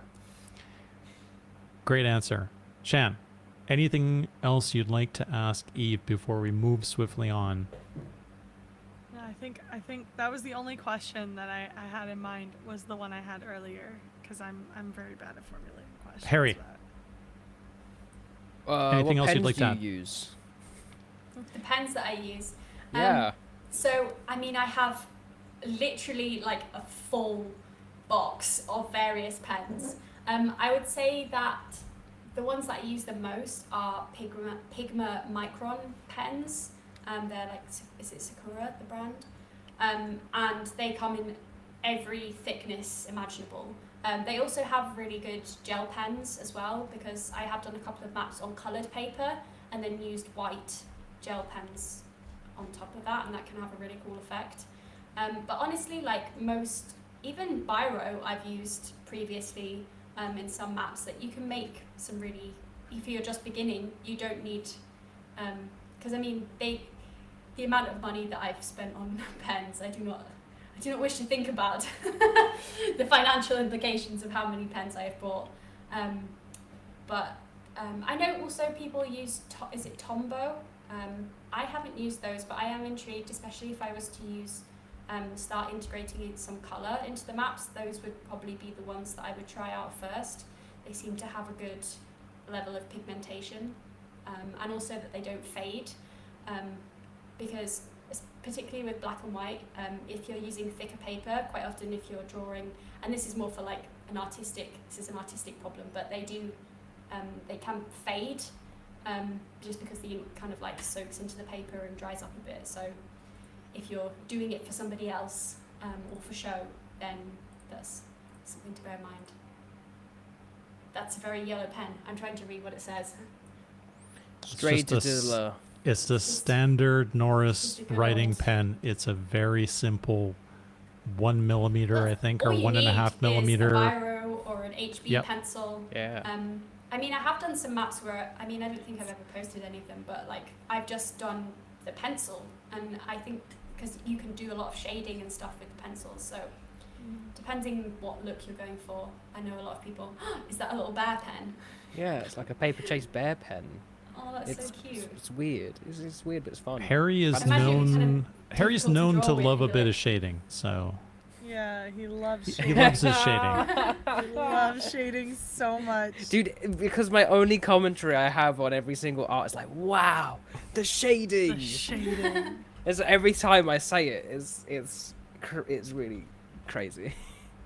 All right. Yeah. Cool. Thank you very much, Eve. I'm sure these will not be the last questions that we ask you here That's this fine. evening, but last episode, Shan, Harry, is there anything you want to say about last episode? I mean- Any You do any something questions from YouTube that you wanna? Oh, I didn't Any even think about questions from You YouTube? know I never look at the YouTube. Let's see. You I guys know aren't people are looking at the saying YouTube I'm comments. I know I'm too everybody scared says I'm to. right. I'm too scared to, and I'm too busy running. People were already saying you were to right see. last week or I the say I'm previous right episode, every Shan. week. Mm. I'm I Googling a podcast right now. On, I'm not ready to face the music. I'm not ready to face the crowd. All right. Alright, Well, let me see while here. while Shan does that, we will pivot. We will pivot to news. Monthly update. We will pivot to news, and right on time, Did this come Holly? out no today? questions. I just everyone's Holly saying I'm has right. posted Ooh, the July update. update. Oh heck yeah! Hot Yes, off the I press. saw Hot that. off the I press. thought that this morning. I was like, oh, and what timing? about 5 minutes before we started recording this evening, Yeah, I updated the link. good work. So lots of cool stuff in here on merch if you are interested, including crazy pictures of Harry going through windows. Yeah, I love that. The other angle that Alex shared is very funny. Yep. There's also, I believe, a video on TikTok, maybe? I can't remember. With some foul language on it, which I will not play here. But we've got lots of cool stuff happening here in July. Like a Patreon sale. Yes. I'm pretty sure all our listeners are on the Patreon though, but like yeah, that's exciting. The episodes from MCM are up for sale. If you as you say, Shan, like I think most people who listen to us are already on Patreon. So You can. It just seems like a crazy sentence. You can buy the Smasher Pass you can buy the Smasher literally Without buy trace. a pass for the Smasher Pass. without They trace. are, I think, £4.50. Yeah. Buy a pass without trace for Smasher Pass without smart pass without trace today. You can do it. Yep. You Say can that do 5 it. times fast. No. So lots of cool stuff happening. I think we're getting 3 episodes Yeah. this month. It's a long month. July always feels 33, really long. 34. Oh no. Just 2. It's because we had an action surge on the 1st. we So had. we get, You're right, Shan. You're right. So we yeah, got three it's three just action because surges. July literally started today on an action surge day. Yep. Yeah. Yeah. So lots of cool stuff happening. I need to catch up on my claxes. Oh, same. And Ben's Dark Space, as someone called it. Ben's Dark Space. Yeah, it's taken a very dark turn. I accidentally started one. It's taken a dark turn. Well, first of all, I mean, I'm pretty sure I mentioned this when we were at PAX. They dropped a Clax while we were in line to see them. So there's pictures of us listening to Clax, and we framed them so you could see Ben in the background as we're all gathered around my phone listening to Clax. Listening. We couldn't hear it, so we were all miming like, "Oh yes, oh yes." But like, I accidentally opened one out of context, and it started, and Ben said like 3 words, and I was like, "We have to come back. I don't think we have the capacity for this right now, Ben. We'll be back later." Like, Clax is not something I would listen in sort of public company. no, it was literally Headphones we couldn't only. even hear it, so we were like, It "Oh, is well, you know." 100% a headphones only. You are Yes. 100% correct, Eve. Very much. Are you a He's headphones only, so like, why are we well? Yeah. surprised? Are you a Clax lover, Eve? I haven't actually listened, but I can only imagine the things that Ben Starr comes out with. Yeah, it is a little insane sometimes, for sure. It is. It is a bit insane. Shan, we got some cast news. Yes, I was really excited about this, and I literally just put in there because it was just announced a few hours ago. So we have a new Abu Bakr Salim game coming out. It's called Dead Take, and it's a mashup of live action and video game world. But it's Neil Newbon and Ben Starr playing the same person. Like, it looks like it's like around acting and whatever, but it's called Dead Take, and it is a psychological horror game starring literal Ben Starr and literal Neil Newbon. And the trailer is insane. I don't love horror games, but I would play this because it looks insane. It looks really cool. So. Are you a lover of a horror game, Eve? I am very easily spooked. Same.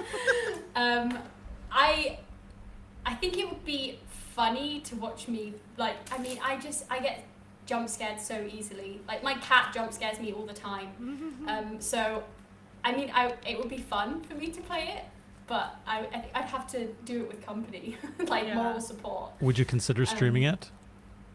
Yeah, I mean, if I'm gonna suffer, then it might be for the We'll stream might it as well be for together. the enjoyment for other people. All right. Exactly. All right. I'll do that too. I love think we streaming when can- I'm scared. I think we can make this Yeah. work. Branching I think we out. can Yeah. make this work. Harry, It is- you're a horror game lover, right? Yeah, I was literally before I came on the podcast, I had to like do a little live stream. Someone had submitted for a game jam, like a Exit 8 style horror game, and like I aced it. Like you had to be like a nurse basically and like watch out for things going on in a hospital. I aced that game and I was like, oh, I want to see what happens going wrong and all the spooks and all that. I could not get it wrong. I was trying to fail and I was not getting spooked. The spooks would not come. But yeah, no, me playing video games generally is very funny. So I'm here is. for the 6-Pack Podcast Let's Play, the SPP LP. Yeah. The SPP LPS. There you go. That's what we do. I think it would be even like as somebody who streamed some Resident Evil 2 for her friends. I will volunteer to be the player because I hear I'm very funny when I'm scared. I think my favorite moment from Resident Evil 2, it wasn't Mr. X. There was a really funny Mr. X moment though. But I was in like the what do you call it? Like the garage area. But not the garage. It's where you go into that hallway where you can access like the mechanical stuff and the shooting range and all that. And I had shot one of the zombies and went about my day. Okay, so I'm creeping down a hallway because I was scared because it's pitch black. There's no lights, and I'm creeping down a hallway and I hear something. I was like, "Huh, what's that?" I turned the corner and the zombie I killed was literally right there, and I literally like threw my remote and then immediately like grabbed it and started shooting again. It was so funny, and I was just like, "Ma'am," because it was like a lady zombie. I was like, "Ma'am, you were dead, how dare you?" Literally like turned the corner and I was like, "Oh, that's so weird. What is that?" And she was like right there. But yeah, I'm excited for this. This looks fun and spooky, and like interesting. The trailer's really good, I think, or the teaser's really good. I think everybody should watch it when they get a chance because like I said, this was literally announced. The cast was announced a couple hours ago. And there's no date, but it is available to wishlist on Steam. But they are playing two actors. The trailer's playing right now, so I'm seeing it. It's two actors playing the same role, and so I'm interested to see how that conflict in the scary game goes. It's got a little bit of like almost like Her Story / like the the Sam Barlow game element to it. Like it's got a bit like Her Story to it in terms of it's going into like some FMV and like putting together like fragmented clips. Very much Immortality, which I think Immortality is a horror game. Do you have good? Do you have a favorite FMV game, Harry? Immortality. Yeah. I'm glad I said that. Immortality is so good. Her Story is a classic. Immortality, I'm just gonna keep like shouting its praises. It's so good. Again, it's a horror game because like if you've played Immortality, you'll know why I say that, but it's not a horror game. But also at the same time, they filmed 3 full actual love letter films to film industry at different points in time, and also all of the production stuff around it. And it's so cleverly done, and it's also made in Unity as well. So they just like put all the triggers everywhere, and it's interesting to see behind the scenes. But Immortality, brilliant game. If you want to play a good FMV game that's also about like acting and the horrors of the industry, play that game. I posed my camera. I'm partial to an old school Gabriel Knight for FMV. Do you have Have you played any FMV games, Eve? Okay, I'm gonna be real. I don't know what FMV is. Full motion video. So it's basically a game that, and I'm going to be very brief because we do need to move on.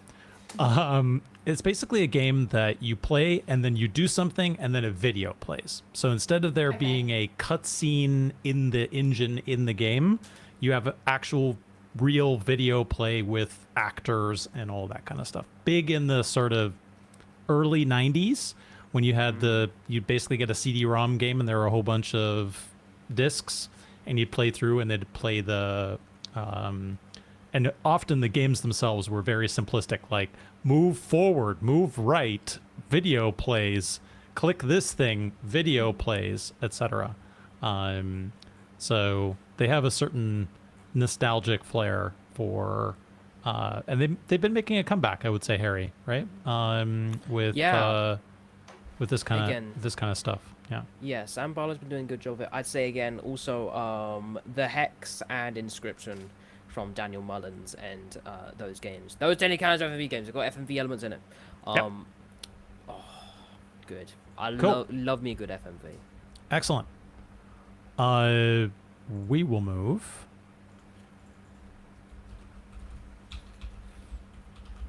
To what we've been doing lately. And maybe we'll let Eve go first. Eve, what have you been up to? You've been making hundreds of maps, right? have actually I've been drawing a lot of maps.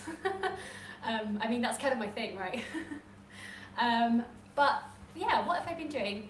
I went to a murder mystery evening with my mum. That was cool. It was kind of like this they kind of like did a radio play style thing. And we were like all eating a meal, and then they were kind of like acting out this radio play. So that was pretty fun. That was cool. And we did figure out who done it, so I felt very accomplished with that. Nice. Yes. You didn't convict someone innocent. Congratulations. Woohoo! That's always a good thing. And yeah, I've been playing a lot of Minecraft. It's a pretty standard Eve week. Been working on my Forever World, just building some cool cottages and stuff. And just been trying to not melt. Yeah. There is that. That is pretty much a full-time job, to be honest. You did finish the map of the mind, right? Yes. Well, I mean, I did the map of sleep, Dormis, and then I have actually mapped out the second one in the series, which would be the 5 the sensory area. But actually, I can show you 2 maps that I have finished and got the prints ready for, if you would like. Ooh. Seen it here first. Yeah, actually. Love map. So I have drawn the map from Avatar, The Last Airbender. Ooh. This is like the small version. I have a big version somewhere in here. Everything's very disorganized. So yeah, I did that one. And also, I don't know if you've read or seen the Netflix series Shadow and Bone. Yes, I'm very familiar with Shadow and Bone. Yeah, so I've done. That's the so map cool. for that Yeah, I one was gonna too. say I see it there. I know exactly Yeah. what I'm looking at. Well, and also there's like the Six of Crows. Yeah. And stuff, and also the Roll of Wolves and stuff as well. So. Got the thing. I finished those as well, and then I'm actually planning 4 other large maps because I can't just do one thing.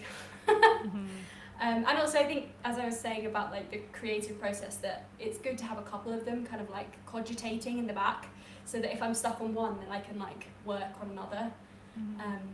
So yeah, got cooking up some different maps. Very cool. Very cool. Shan, Yes. go. Well, I'm gonna start with the current thing I'm thinking about all the time, which is K-pop Demon Hunters. It's really good. I was really excited about this movie. It came out on Netflix last week or the week before, and I've been really excited about it. I got my friend to watch it with me, and the animation's really cool. It's Sony Animation, so you know they're always doing really cool stuff nowadays. Like the Emoji between Movie. like Spider-Man and what? And the Emoji Movie. Well, I said nowadays, not then in the dark times. So there's some pretty cool stuff going on in the animation, and the music slaps. The story's pretty good. Like there's some holes because it's an hour and a half long, but they've kind of indicated all the lore that they have and stuff. And since the movie's been so successful, like apparently the K-pop groups in the movie have reached the global top 10 more than like real Korean pop bands right now, or pop groups right now, which is very funny. So like it's blown up big time. So hopefully there's more, because there's a lot going on that they didn't really get to touch on that I'm interested in. But the music's really good. Highly recommend it. Like I said, hour and a half long if you just want to put on easy movie. It's super fun. I started playing Magic the Gathering on Arena to learn how to play again, so I can use all these cards I bought. I bought some individual cards because as I have ADHD, I have an addictive personality, so rather than constantly gambling, I just went and bought the cards I wanted, which is for the best. Because I saw that the gift bundle is back on sale on Card Kingdom, and I'm trying not to look at it because it's very expensive. But yeah, I got a bunch of 16 cards, since 16 was the one I was not pulling. Really sucked. I still haven't beaten the big bad secret boss in Clair Obscur. That's also just because I haven't really been online lately, which is a big bummer. So I'm hoping to do that because I'm just obsessed with Clair Obscur, still thinking about it all the time. And I just bought, they put another print up, another one of their limited prints this morning, and I actually managed to get this one. And it's like the team fighting the Jar Nevron, which is very cool. Very awesome. I love the art style of this game, so I was really happy to have one.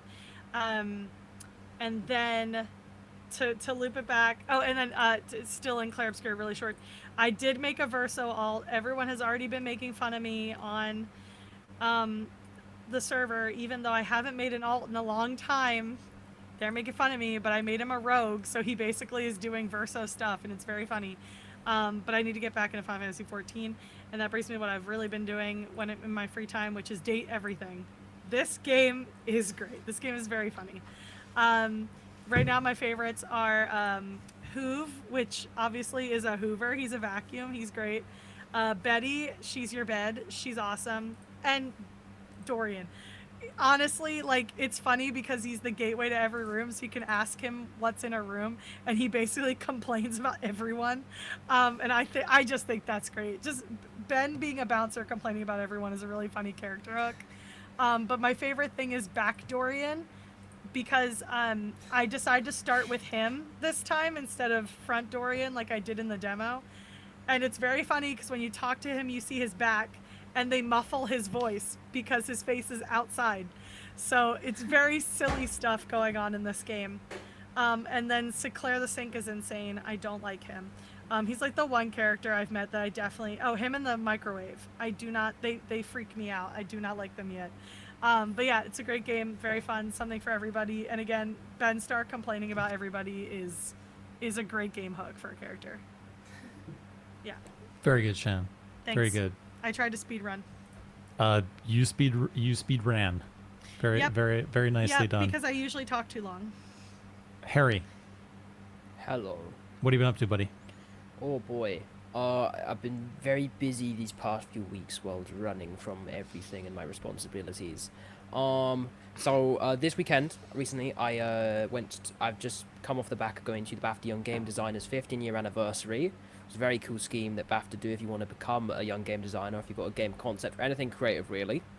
Yeah, BAFTA Young Game Designers ceremony, super fun time in London, very cool time, had a great time, met lots of cool people, lots of really inspiring games, and the bar has been raised so high, it's crazy. Mm-hmm.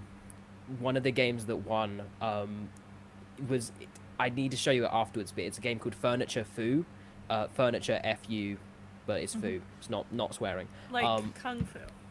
Yes, like that. Yes. Mm-hmm. Basically, it's half like, unpacking. So like unpacking like decoration of your house kind of thing. But you decorate your house to give you different stat points and upgrades depending on how feng shui and all cool it is. Because then the house completely like splits apart randomly, and you have to basically enter. You end up entering basically a top-down, basically mini like wave. You've got to fight like a wave of, I don't know. Your furniture, I think, like, your furniture, like, comes to life and starts trying to basically attack you. So then you've got a sword katana. You've just got to freaking, like, hack and slash everything around you to get it all back. And it's very good. It's very nice. It feels so good. So, yeah, that's a really cool game that came out of it as well. So, check that out. Expedition 33. I've reached the Reacher. I've reached the Reacher. All I'll say, I one-turned it at the end. I got the one turn at the end. Easiest fight I've ever been in. I mean, I did have to restart 3 times because I need to get past the first set of attacks. But, when I get past those first set of attacks, boop, we're winning. Easy win. Right. Easy win. Good scene. Yeah. And finally, the one thing which I did want to bring in and say is I have been playtesting, and recently I have finished a game doing QA and playtesting for a game called A Chamber of Stars, which is made by my friend Eric, who I got him into Natural 6 while he's been editing the rest of this game. I think I've talked about it last time, and I have, But I finished that game by now, and I've done all the QA testing for it. I broke the final chapters very well, so the game's gonna be good. And if there's any bugs, it's all my fault. Yep. But it comes out on the 11th of July, and let me just tell you, gang. I was ruined. I was like Expedition 30. You know, you finish Expedition 33 levels of like ruined. I was like, yeah. Sorry, I'm like, you know, I'm Shan at the end of Expedition 33 levels of ruined It has by this become game. a meme how devastated I was. But to be fair, there are reasons. This game, I know, but this game, and there are reasons for me too, but this Right. game did that to me. It's very, very, very good, and it's like a Hideo Kojima game in that I can't fully describe what it's about, but it's like it's a rock opera that's like as surreal and interesting as like Pink Floyd The Wall, like the film adaptation of the album. But it's really good, and if you like the themes that Expedition 33 as a story tries to hit, especially like the whole thing that it's going for, you'll really like that game. It's, you know, it's round 2, baby. Round 2, but this time with more fudging aesthetic. Let's go. And Guitar Hero mini games. So yeah, Excellent. I'm gonna be shilling it forever. You better I've play it. got the if demo you- on my computer. I just If haven't you played it would yet. like to wishlist or check out the stuff, you can go to the last episode. It's in the Yeah. description. Yes. Yes, please do. Maybe Excellent. I'll play 11th the of demo July. for Harry. Maybe I'll find some time with Harry where I can stream become the a demo for Harry. Shout- Emotionally ruined. Yeah, well, no, it's just the demo. I don't. How Oh, just- how bad could the demo be? Don't you know what? Famous That's last Demo's actually nice. back- The Yeah, demo is that's- nice. Because literally the prologue, the first hour of Claire Obscure was enough. But When yeah. the game comes out, I'll have to get it for you because like I got a free key for it because I've been testing it, so I have to get someone the game. Excellent. So I'll get Cool. someone the game. Anything else, Harry? No. Right. I'm gonna bring us home here, and hopefully What have you been we'll, doing, Doc? we'll get a chance to talk about the episode a little bit with Eve before she has to leave us. I have been single parenting for 6 days now. I have 7 more days to go. It's a lot. Shout out to all of the single parents who do it all the time, as opposed to me doing it part of the time. Went and saw How to Train Your Dragon in the cinema. I haven't been in the cinema in ages. On Saturday, which was quite cool. And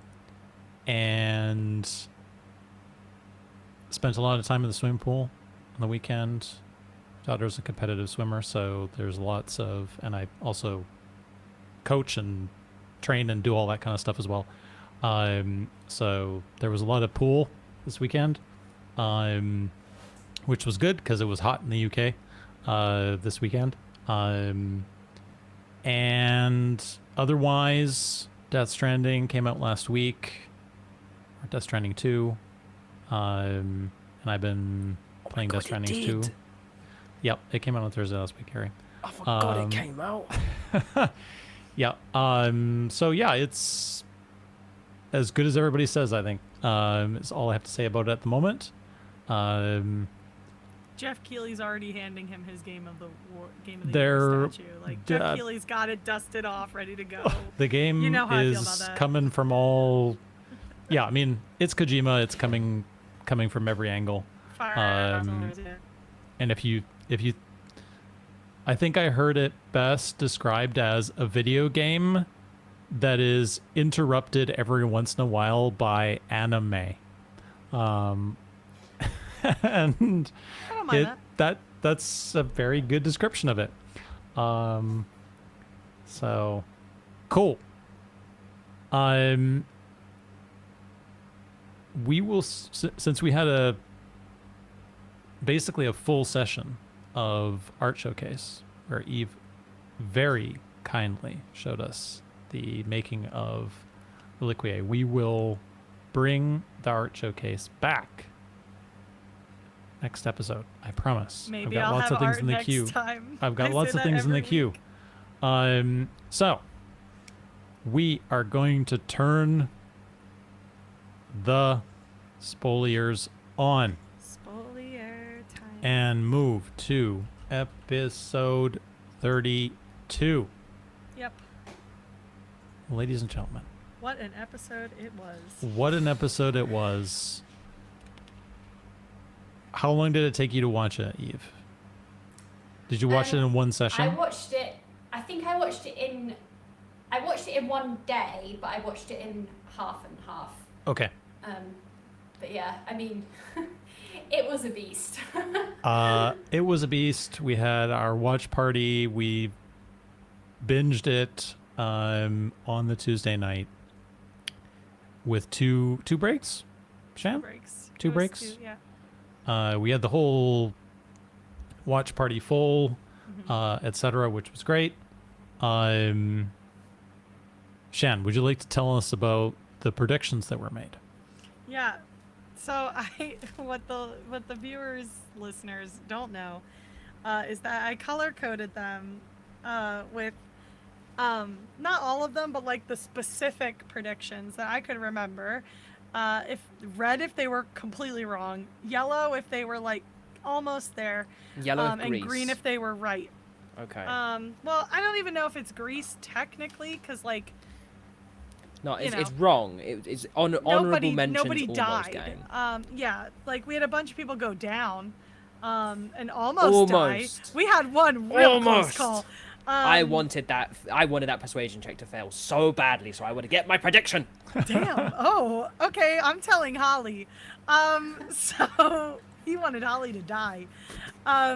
So here's how it shook out. So Doc predicted that Radium would actually get the final blow with his chromatic orb, and would not use. Well, we'll come to the door thing at the end. So he would get the final blow with chromatic orb. He did have a successful chromatic orb that bounced. Unfortunately, it was not the final blow. It was the So, first hit, sadly. It was really cool though. It Yep. was really cool. But yeah, loud incorrect buzzer. Yeah, that's why it's red. Literally, when I highlighted it red, Doc was talking, so I couldn't say it out loud. But in my head, I went incorrect buzzer as I highlighted it red. So now we go to Harry. Harry had a couple here because he thought we all knew literally anything could happen, which is literally what he put. Yeah. So he I'd thought made the a bold title was. prediction. Yeah, he made a couple bold predictions. First was that the title would be Ascension. It was not. Because no. So here's the thing. I want to stop on that immediately. Go ahead, It was go the ahead. complete opposite of Ascension. It was not absolute just not opposite. Ascension. It was trustful. That's falling. Yes. That's the opposite of ascending. Yes. Damn it. Well, here's the thing. You weren't you were on the money. We thought the Ascension would happen, and then things would happen. But no, he ascended because he died. So Yeah. you were on the right track. It's just you didn't expect Dolly to literally drop him from such great heights. She slayed though. We will get onto this, So but slayed. holy fudge. So slayed. He also said that someone was gonna die, player PC character death. Yeah. That would be Probably fixable, fixable. but nobody died. It was really close though. However, But it you did did look get bad. the Elo and went down. You did Yes. get the Elo and went down. So good for you. Yeah. Okay. Sorry. On I'm that happy. same vein, I was right that Radiant went down. What Yeah! happened was he did not wake up whatever is going on inside of him. Though I did like that we did get a Radiant reveal, which is very funny. When he is not there to hear it. Yeah, that didn't happen. And Dolly didn't even have time to seek proof of life because Ben just showed up. So that's fine. I'm okay with taking that because the bat thing was really funny. That whole sequence of events was really funny. Just throwing a rock and then turning into a bat. Incredible stuff. And So then we meanwhile- get, meanwhile, to get to Meanwhile, Tawe. Towie just fudging leaked the episode. Towie just leaked the episode last time. Absolutely. So, but I was counting the characters going down because I was like, that would be so funny. Yes, 3 characters did go down. Did Ben do any of his roles in the tower? He had good roles, Yes. but did he do He any did of them almost all the all of them in the original ones in tower? the tower, and there were Yeah. 3 nat 20s in it or Yeah. something Yeah, like 'cause he got that. That's what I thought. promoted. Yeah, Yeah. because The I tower didn't. got I ended up promoted. not No. rewatching the episode. I remember that he had crazy roles. Yep. So he got the whole thing right. I'm gonna turn the whole thing green. Loud 'cause correct buzzer. loud correct buzzer. Seriously. He got everything right. Ding, ding, So ding. Congratulations, you have here's- won it. yeah. So here's where it gets fun. So we all were talking about how Radiant would go into Haven. Will We did a Radiant use vote. the back Dorian, Yeah, or if he will would use the not? back door or not. He absolutely did, because for once, Radiant did smart things every time. It was crazy to watch. It's like when somebody gets the gravity of the situation. So me, Harry, and Tawe were all right. He used the back door. Doc was wrong. So Doc got incredibly loud wrong buzzers. And everyone else got a couple things wrong, a couple things right. Or like Tawe, completely right. 10 stars. Incredible work. So Yeah, Taui gets to just replace me now, I guess. he's the new that's the what new happens. co-host. That's how He's it works. The new mod, not the, DM. the new mod, not the DM. Eve, did you have a prediction for this episode that you'd like to share? Did you have something that you really thought was going to happen in this episode? Not really. I mean, I knew that there was going to be like some kind of epic fight. Mm-hmm. And I assumed that Radiant was going to go down at some point because dude's always down. Squishy. But yeah, I guess I didn't see the kind of like two-stage nature of the Nox reveal. Yep. That kind of was like, and I guess the way it happened, like with Dolly, that was like quite surprising for me. Yeah, I mean, I like to go into each episode kind of just being like, wow, what's gonna happen now? Yeah, same. Very cool. Shan and I have our usual section, which is there was a dress. It was Nifa dress. It was killer. Mm-hmm. Not quite to the heights of, I think 12 or 13 has the Yeah, the best dress. yeah. So the spider, like the spiderweb dress. It was. Oh God, now I have to look because I mean, like in my head. No. I know which one it is, but it's like I need to look at it now to describe it. The web one is getting there though, Eve. Yep. You said which episode? 12 or 13? I think it's 12. All right, one moment. I can honestly do can't that. remember. You can go back in the notes here.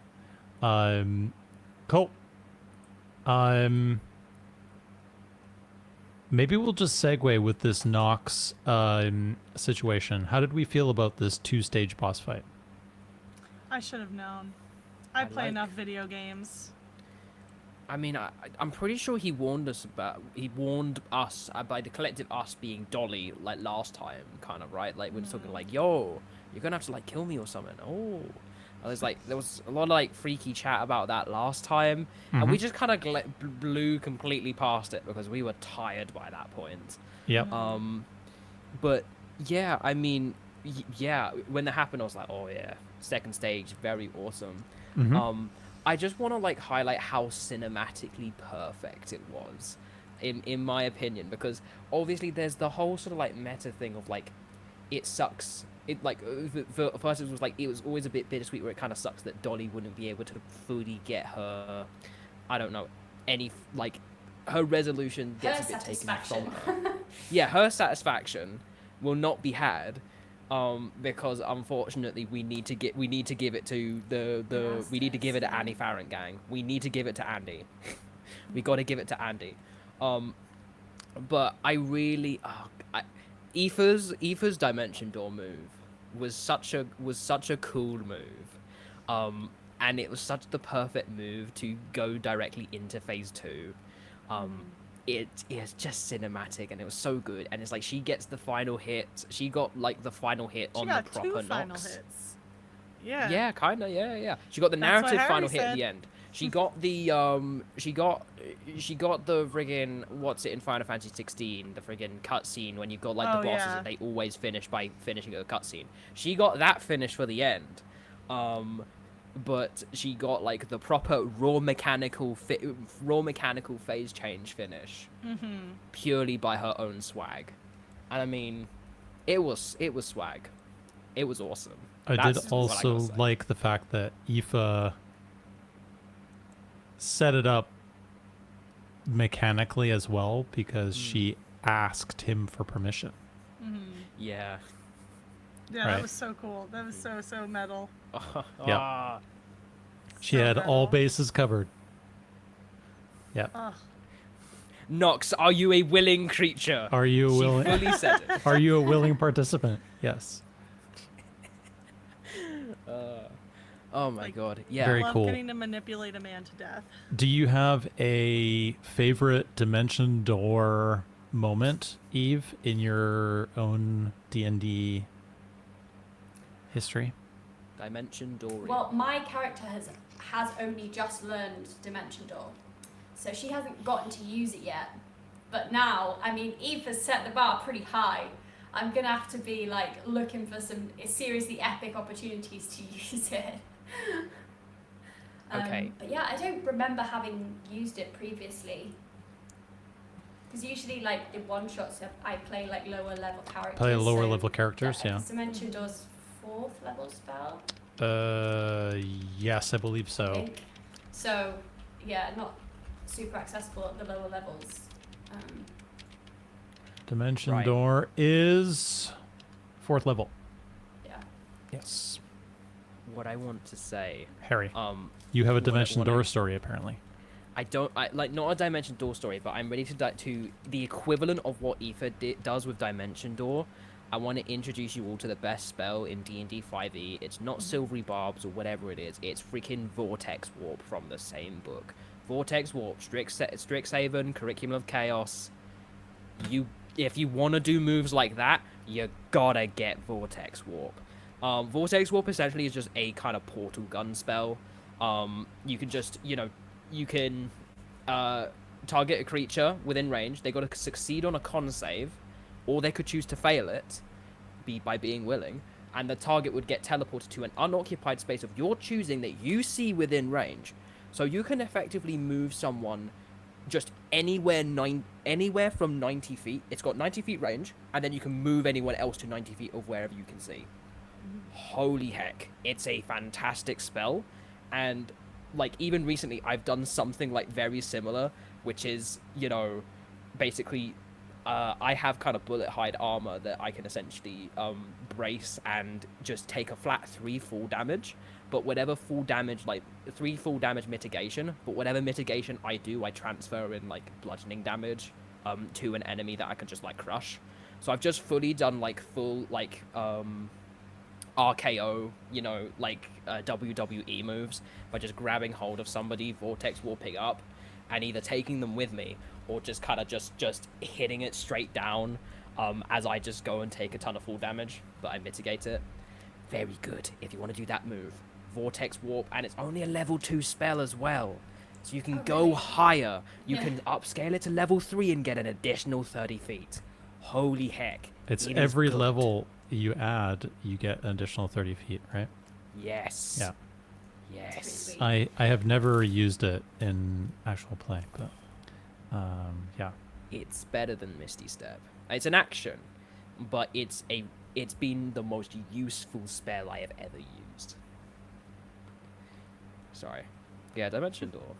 Also, okay, I want to talk and say, like, that whole Dimension Door moment. It was fun. Eva set up the awesome moment, and then the incredibly, like, the incredible silliness that happened immediately after, where Ben's, like, fully suggesting some, like, Yu-Gi-Oh! Pegasus nonsense. It's a Pegasus nonsense. And then Kel's just like, I'm gonna use my wings. Yeah. Whilst It was the cool to see dramatic, wings like, again. yeah, and then the natural 16 playing during it, it was peak. It Yeah. was so good. Harry did mention I think he's going to do the natural 6 theme every time, Doug yeah. uses the wings. So Yep. He should. You will hear it again. It's deserving. yeah, this whole I guess it was clear to us that Ben, while Mr. Utility usually on his spells, clearly does not have Featherfall. No, yeah, we were all hoping he did. we But were it's just clear he does not. but he was on point with other utility spells. Maybe he's my yelling for him to put some critical utility spells in his arsenal to make sure that he lives more than one round.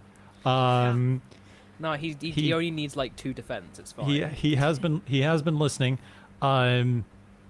but that whole sequence of events that more or less should all happen in one round, and Ben deciding that he's gonna like teleport himself into midair and try and force them into the deck and all this stuff, I thought was really kind of, and then Harry just kind of allowed him to roll for it, and then there was basically no consequence for him failing the roll, which I thought Erastus just probably stares at him like, which I thought was no. more or less Harry going, yeah, but no. You tried. I appreciate your gumption, bro, but no. And because it's so ridiculous, I'm not going to punish you for that ridiculousness. It's fine. He made up for it by constantly persuading everyone for the rest of the episode. Yes, he did. Well, when he wasn't possessed by the Last of Us demons. Otherwise, he was convincing everyone to do the right thing the entire time. Yeah. Crazy turn of events. As our resident artist here, Eve, what did you think of the minis? Did you love the minis? I mean, I think all of the minis, Mark is just, I'm speechless every time he creates these minis. I just love them. I think they're just wonderful. And especially the second stage Nox, like the mushroom, that was so cool. And the tree house, I mean, dude's so talented. We did get some BTS. There are photos, I believe, in spoiler chat. The Nox actually is luminescent and under a black light. So there are some pictures from Mark I believe it's in spoiler chat, if you'd like to see a glow-in-the-dark Nox. That's so cool. Or I guess whatever we're calling stage 2. Nox room. The Nox room. Perfect, Shan. Perfect. He's not Let me put that. Everyone needs to see the pun. The Nox room. Yep. The Nox room. Yeah. So I'll put that in spoiler chat. The Nox room that you enter through the Dorian. You can Dimension Dorian. The Dimension Dorian. You The can worst put one. You enter through the you can put the Dimension Nox room in the suggestions for the fandom. Oh yeah. Let me do that right now. How do I frame this? Here's a pun for Holly. Okay. Very good. At least for me, I felt we had a few kind of epic moments in this that were really on a knife edge and could have gone spectacularly wrong. Yes. Harry, going back to your moment of pure glee in waiting for a persuasion check to fail on our good friend No, okay. Erastus no, but Gracie.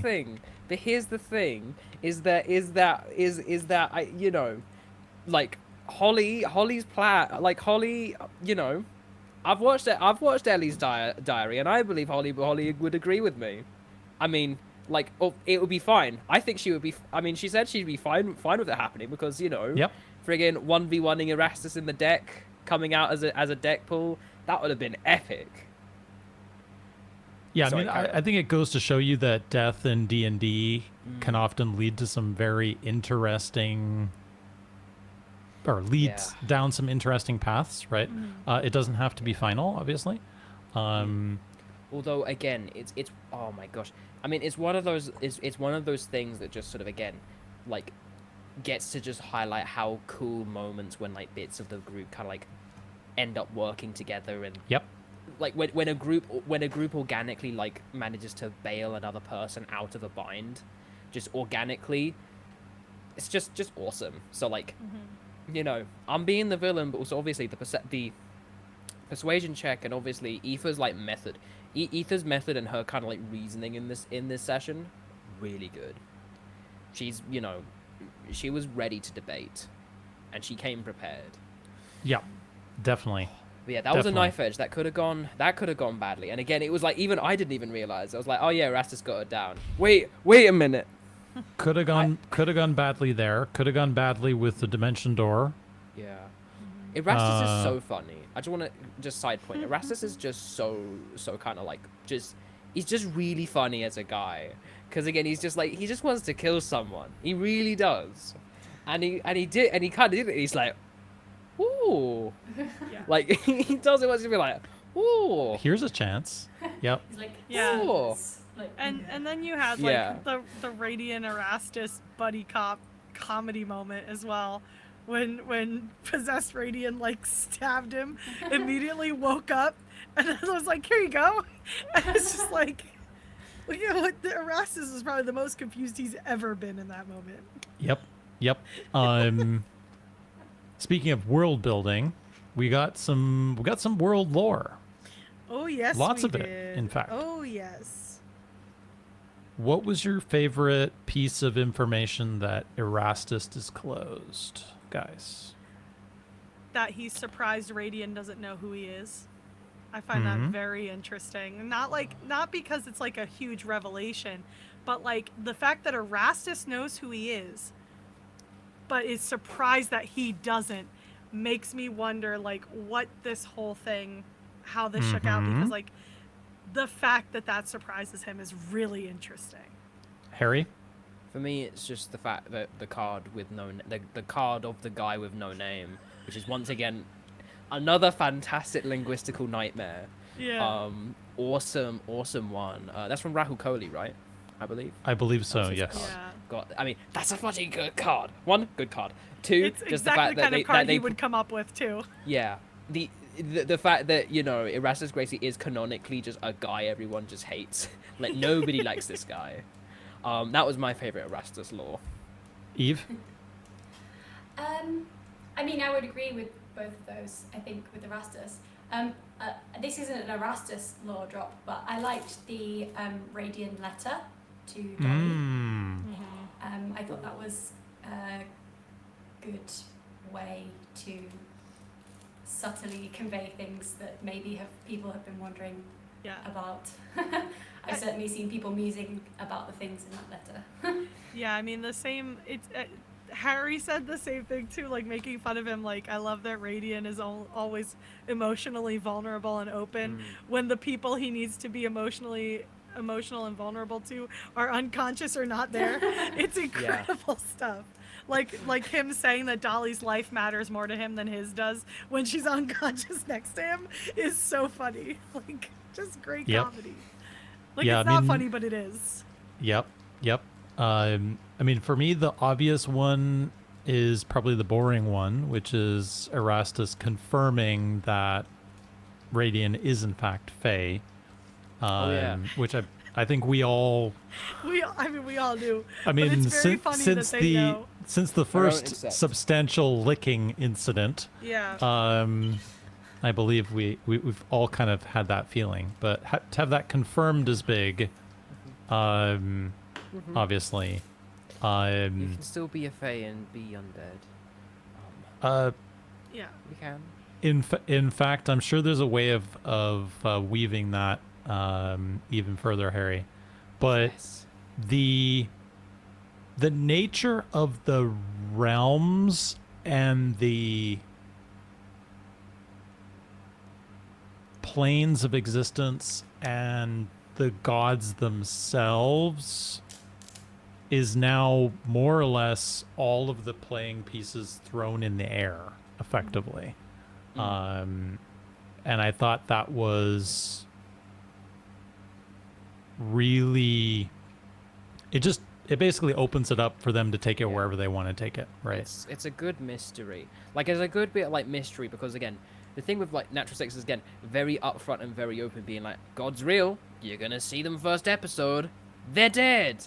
You know, and you kind of feel like, wow, that's upfront and very honest of them to go, you know, fully straight away.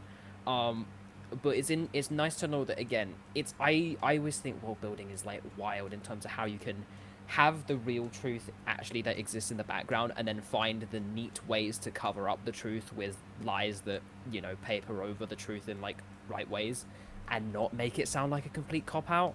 It's really impressive stuff. So I'm a big fan of it.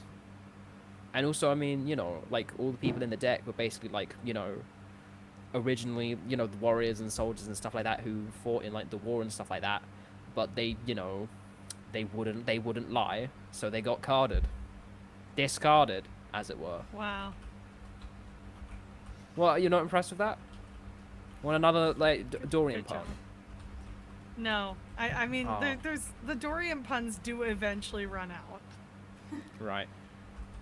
but no, yeah, I mean, there's just a lot of interesting, like, questions that he brings to the table, that, like, I'm very interested to hear everybody talk about, and to find out if they'll get any more answers, because you gotta assume the next big task is to continue looking for the old dark, since that's what they were here to do in the first place. But yeah, they're gonna have a lot more questions for him, and I suppose for Radian, none of which he'll be able to answer except the fact that he might have figured it out back in the tunnels because he saw the art of people that looked Yep. like him. Yeah. Or that he has game, apparently. Which, who knows if that'll ever come up again. That still makes me laugh. That he might have had, like, somebody else in his previous life. That's still very funny to me. Because the man has no game. So, yeah. Lots of stuff.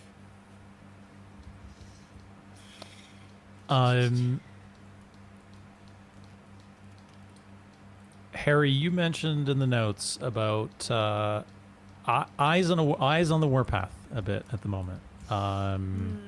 Justifiably so. He's an angry little boy. Angry Oh gosh, boy. yeah, I forgot I was gonna say this. Yes.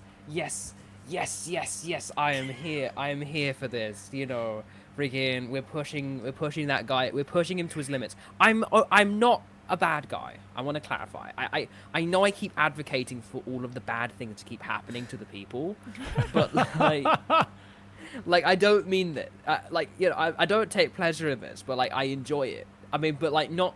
I enjoy like the suffering, but in a you know, like a way of they're gonna get past it kind of way. I'm Right.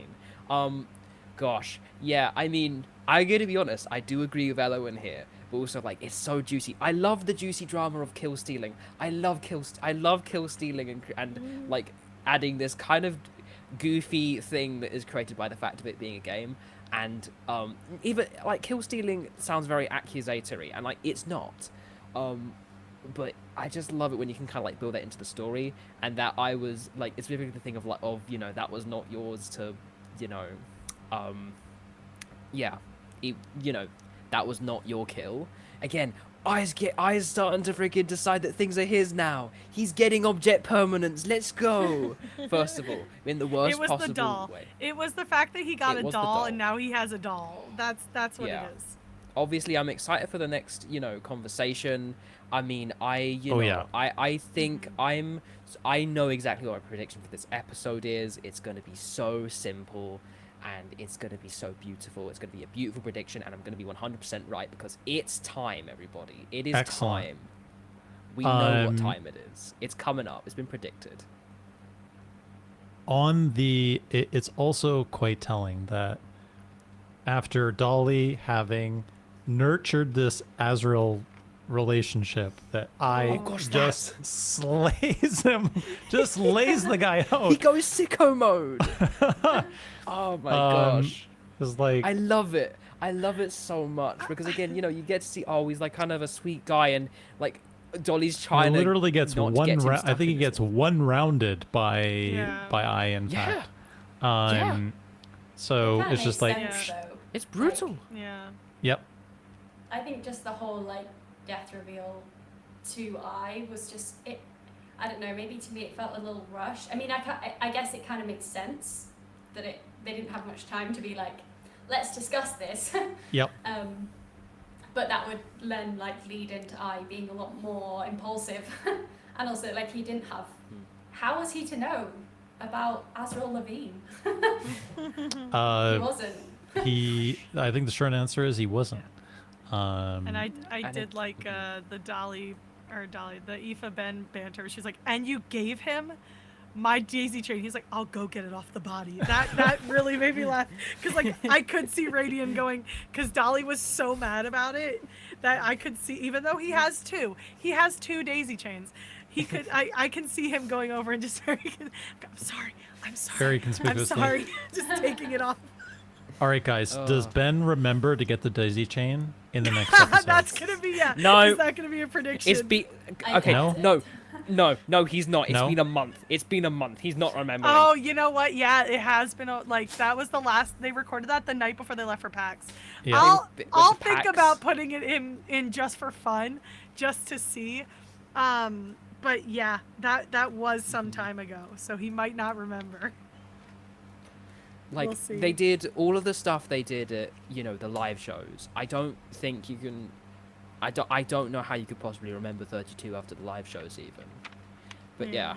Oh We'll boy. see. I mean, unless they watch like It- some stuff back to remind themselves. Like, A few of them have made comments that they do watch some of it back. yeah, like Holly Yeah. definitely does. It'll also be interesting to see whether Harry mentions it in his recap, right? Yeah, because he Um, always mentions the silly stuff like that. So if he mentions it in gosh. his recap, Oh my god. there is a high likelihood then He'll that go gets get it. played off of. Yeah. Since I do feel like after some emotionally taxing couple episodes and then a massive fight, we're obviously, we're set up for a Final Fantasy VII Beach episode. Beach episode. Yeah. They've not talked to themselves yet. We're not out. We're not ready for. We're not near the beach episode but yet. You don't they think have we're ready to for the have beach some episode? conversations though, No. because it's time. Well, first of all, Harry said they're getting a long rest. They're going to be leveling They'll up be level 8. probably. Yeah. Yep. So there will be some sort of beach episode element. Plus, they have to have so many conversations because the party's been separated Yeah. so much that they're. I mean, Parvis alone, like Dolly and Radiant, I guarantee are probably going to go talk about something or other. They're going to have to talk about what they learned from Erastus because Ben asked about it in the in Action Surge, but obviously they didn't want to talk Yep. about that stuff because Alex left. And so like there's a lot they have to talk about, catch up on. They still have to leave Haven, which Harry also said. So they're not even going to be leaving Haven immediately. So there's like a lot going on. So it's definitely probably going to be a lower key episode. I think a transitional episode because there's going to be so much that they have to discuss, Lots to especially unpack. after a month away. Yeah, lots to unpack. Yeah. I believe they will have recorded this one about 2 weeks ago. I think when they came something back like that. from They said MCM. mid-June. So, yeah, it's going to be interesting. Anything else on 32, guys? I I'm looking wanted to through my say notes. that on the top too many things. One, I loved Elowen's Elowen action economy onto Lilith. Almost completely one-turning her after just getting a bit damaged. Oh, spicy. And the second thing is, I did laugh quite a lot at the Harry intro recap of basically things happened, lots of it. Yeah, Things 'cause he happened, couldn't lol. talk about anything. Yep, Stuff happened. stuff lots of happened. it. Yep. Yeah. That's my favorite way. That's how I recap. That's how we do recaps for our episodes sometimes. So much stuff happened. Things happened in them. We Yeah. don't know. That's where we are now. Shan? Ugh. I had a couple things. The fact that Ben accidentally, because he was so chilled out, spoiled what they did because Harry talked about how it was him, Aoife, and Ben just chilling, and Ben just straight said, I don't know, I might just leave them in the cards with Andy Ferret. Yeah. Like, Harry had to be like, don't worry about it, don't worry Stop. about it. Yeah. So funny to me. I always love when you can tell they're going to tell a story that's going to embarrass Ben because he turns red immediately. Mhm. And then I'm trying to think what else. I mean, I forgot to go back and write it down because I had so much happen last week, but like Dolly's speech to Erastus, that was so good. It also made Radiant want to live. You know your speech is good when the crazy one is like, you know what? Me too. I loved like Elowen, you know, doesn't like magic, but she used magic if it'll help anybody. I love that Dolly pulled everyone out of the deck because Radiant got attacked.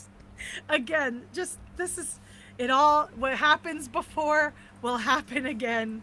And yeah, I'll miss Azrael, Levine, and Michelle Ranch quite a lot. I think that was I didn't see that clip, so everyone was joking about it, and I had no idea what it was from until I watched the episode. But I really like. I don't know. I like what Harry said in Action Surge, which was that it felt for the first time in a long time, if at all, the most defensive of each other the party felt, and the most like they are a group of friends, not just a party.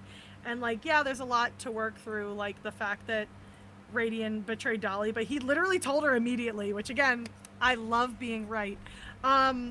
There's just so much like interesting stuff with like Elowen wanting to use magic, like even though she hates it, to save Dolly, and Kelna saving Dolly, and like I being mad at everybody because like Parvis is now dead, and just like you know, I'm really excited to see what all the like surprise emotional turns of this episode mean for like the conversations they have in the next one. Super interested. Cool. I don't have anything else to add, I don't think.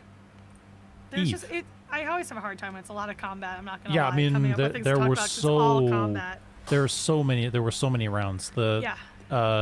Kenneth was trying. He was on God the bless watch him. party. He was really trying to keep up with Yeah. with everything. And there are some crazy stat lines. Eve, anything else on 32? I think the only thing that I was curious about was that they didn't interact more with the mushrooms after I had figured out, like, had set fire to them. I was surprised that they didn't do more with that. Just as a kind of like a curiosity of like how the magic was working with the Somnium and stuff. I mean, I guess there was just a lot of stuff happening. So, I mean, I was just kind of curious in a mechanical sense of like how Nox was connected. I don't know if that would have been revealed more, kind of like more of the working of that. Yeah, Harry went into it a little bit in Action Surge, but in fact he went into it in some detail.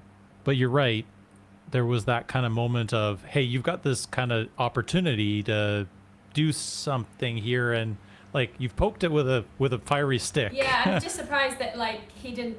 That I particularly, because obviously he was the one that discovered it. Like, because I don't think he actually like shared. I mean, I don't think there was really that many opportunities for him to be like, hey, this is burning and this is what happened, kind of thing. But I don't know. Like that was just one thing that I was thinking about. But yeah, there was just, and I mean, I think Aoife's role playing, just this whole arc, has just been really. I felt very connected to it. 100%. She did a really amazing job. 100%. 100%. Yeah, Cool. All right. We're going to slightly break with tradition. And we're going to because we don't want Eve to turn into a pumpkin. We're going to let Eve. Happening. We're going to let Eve. It's too late. We're going to let Eve do her own speed run here. We're going to let Eve give her prediction, do her roly-poly, and give her shoutouts. And then she will depart us with us. And then we will finish up. So, Eve, do you have a prediction for 33? So much pressure going first, and also Isn't it? that your guest from the last episode had such amazing predictions. I'm just like, I mean, they're kind of like that arc has kind of finished. I mean, they've got things to tie up between the characters, but kind of like, I mean, I'm assuming they're going to continue on with I's journey to find themselves, but I'm not sure if that's going to happen in the next episode. I mean, it seems like the cave that the Gloam have been investigating is suspicious kobold activity, perhaps. So yeah, I guess maybe doing more investigating about that, and yeah, I don't know about actual like predictions. I just think it's just a lot of deep chats. People are going to be pulled for a lot of chats. So, tell you what, I will do a leading prediction. Okay. As our resident world builder extraordinaire, if there is a tavern in the next episode, what do you think it should be called? Ooh. Do you have a good tavern name? Well, I feel like it should be like the Fun Guys Hangout or something. So it's like mushroom related, that they have kind of like hollowed out mushroom cups or something. Yeah. That Excellent. would make sense. That is good. That is good. All right. Do you want to roly-poly for us? Yes, I would like to roly-poly. I've been like trying to remember how the D10/D100 thing works. I was like, I know. it's so complicated.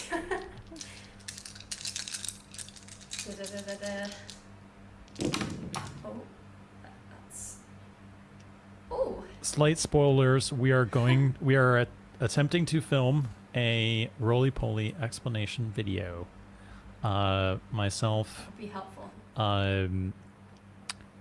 Mr. T, Get a who calculator. usually does the roly-poly stuff, and Kenneth. The three of us are going to do one where we explain all these things. I will say the D100 is really simple. The one that has the double digits is the tens space. Yeah. And the one that has the singles is the single space, and it's just add them together. That's it. Okay.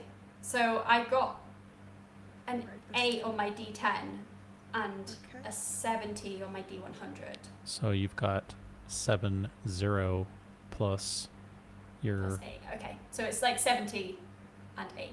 Okay. Yeah. Well, Okay, it's I just add the rest of 7. them. Yeah. Basically the 0 is to tell you that it's the tens die.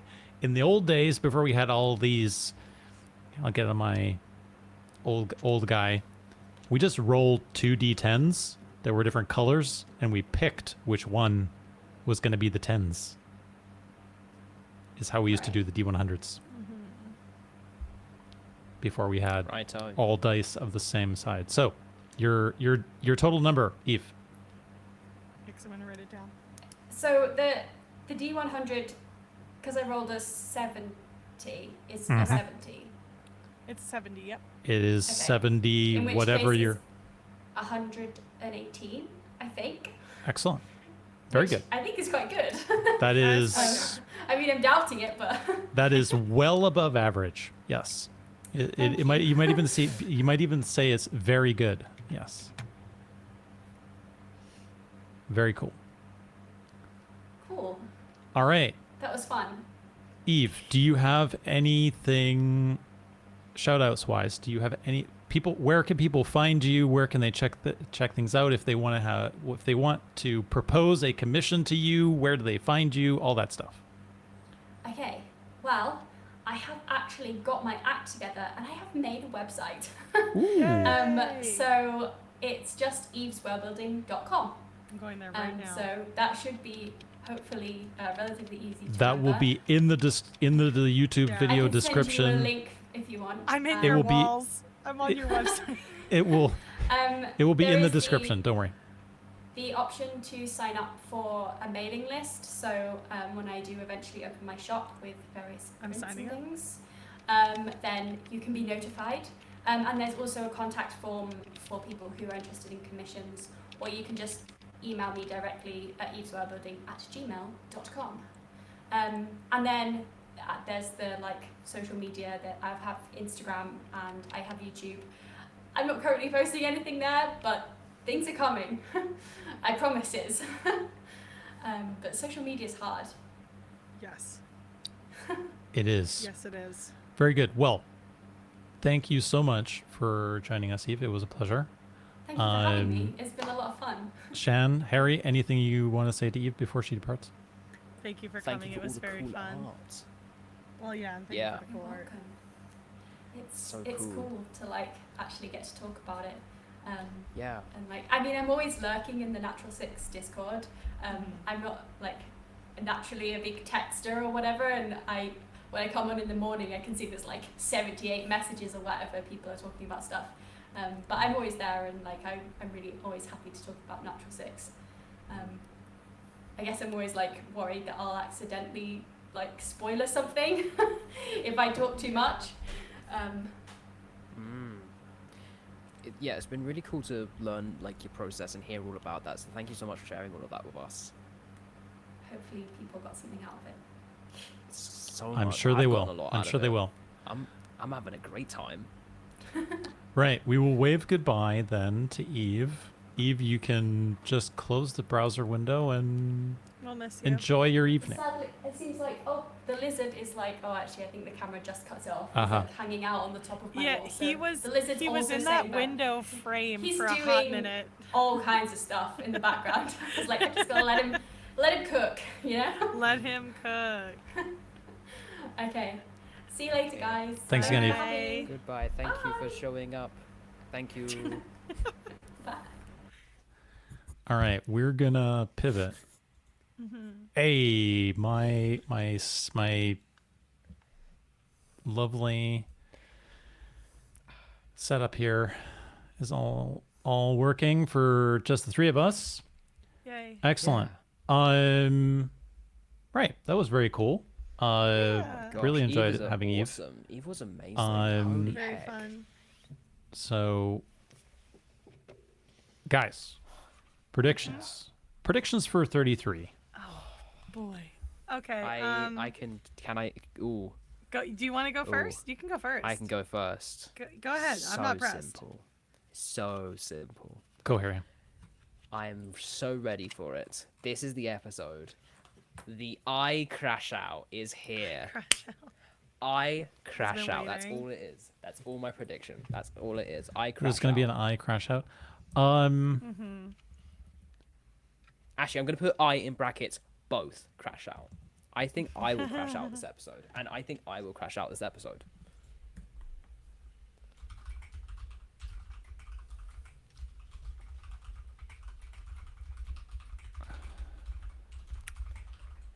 Just Right. making. You're making extensive notes on I'm the confirming my possibilities of subscription to crashing. Eve's World Building. Excellent. No, I was just messaging Eve and making sure that she sends me things that need to be in the description. I can send you the website. I just used it. Yeah, I was going to try and put everything. So Oh, gotcha. anyway, yeah, there's lots of things for me to link, but I will I'll link just them. drop it now because I have it open. Cool. I'm not sure there's going to be a crash out. But I Shall I define crash out? if you'd like. My crash out is that he's been a bean, he's been a carb bean. Guy is gonna be unhinged, at least at the start. At the start, this is what I'm betting on. I'm betting that we're gonna get meanie Eye. He's not gonna be nice. The gloves are off. He's not doing All good. right. He's not gonna have a great time. I'll let not you gonna have handle I'll let as you well. have that one. I feel that so I might even I'll play off that a bit, Harry. I think so. I was leading Eve semi-deliberately. I feel like there's a tavern. There's gonna be a tavern in this episode. There's got to be a tavern. I don't know where they're finding a tavern in this town, but in Haven, but or maybe they'll find a tavern somewhere else. But there's got to be a tavern, and I'll do you one better, Harry. Okay. I think I is gonna get drunk. Okay.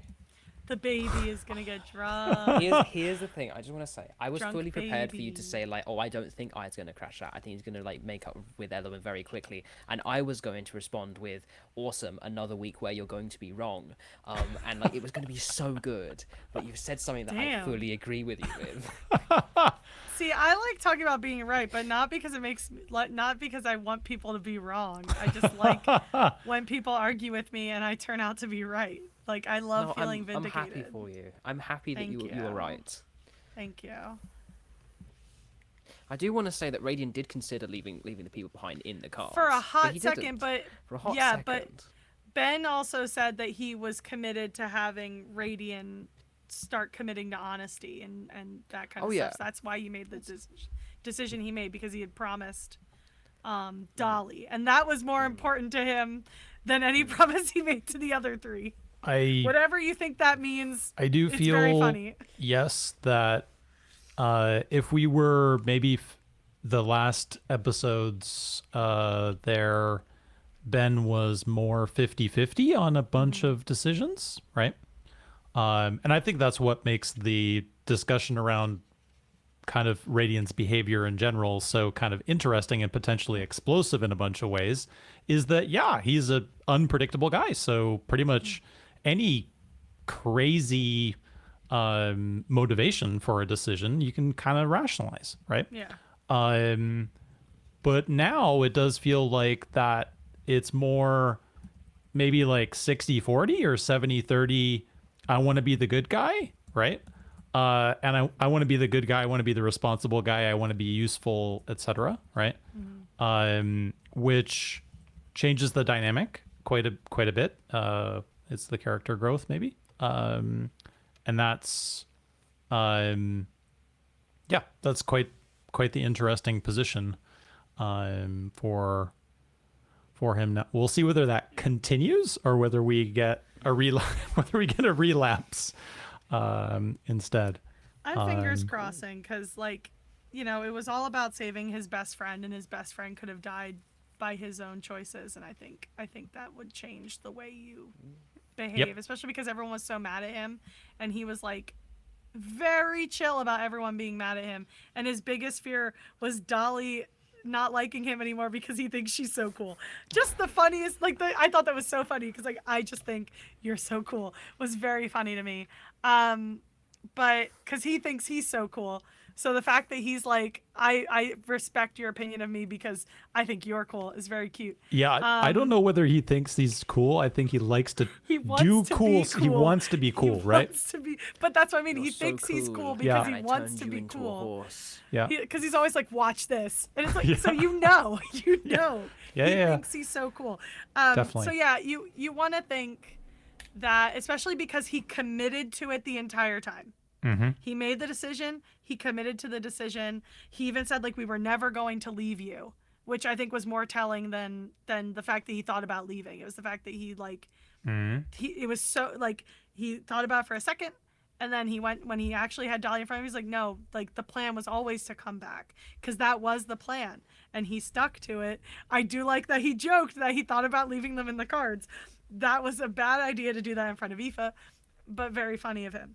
But yeah, no, I think this is it. I think it's gonna be, now we have is gonna be the wild card for a hot minute, because like Radiant has done what he wanted to do. He saved Dolly. Dolly is safe from her abuser. Dolly is safe from the cult.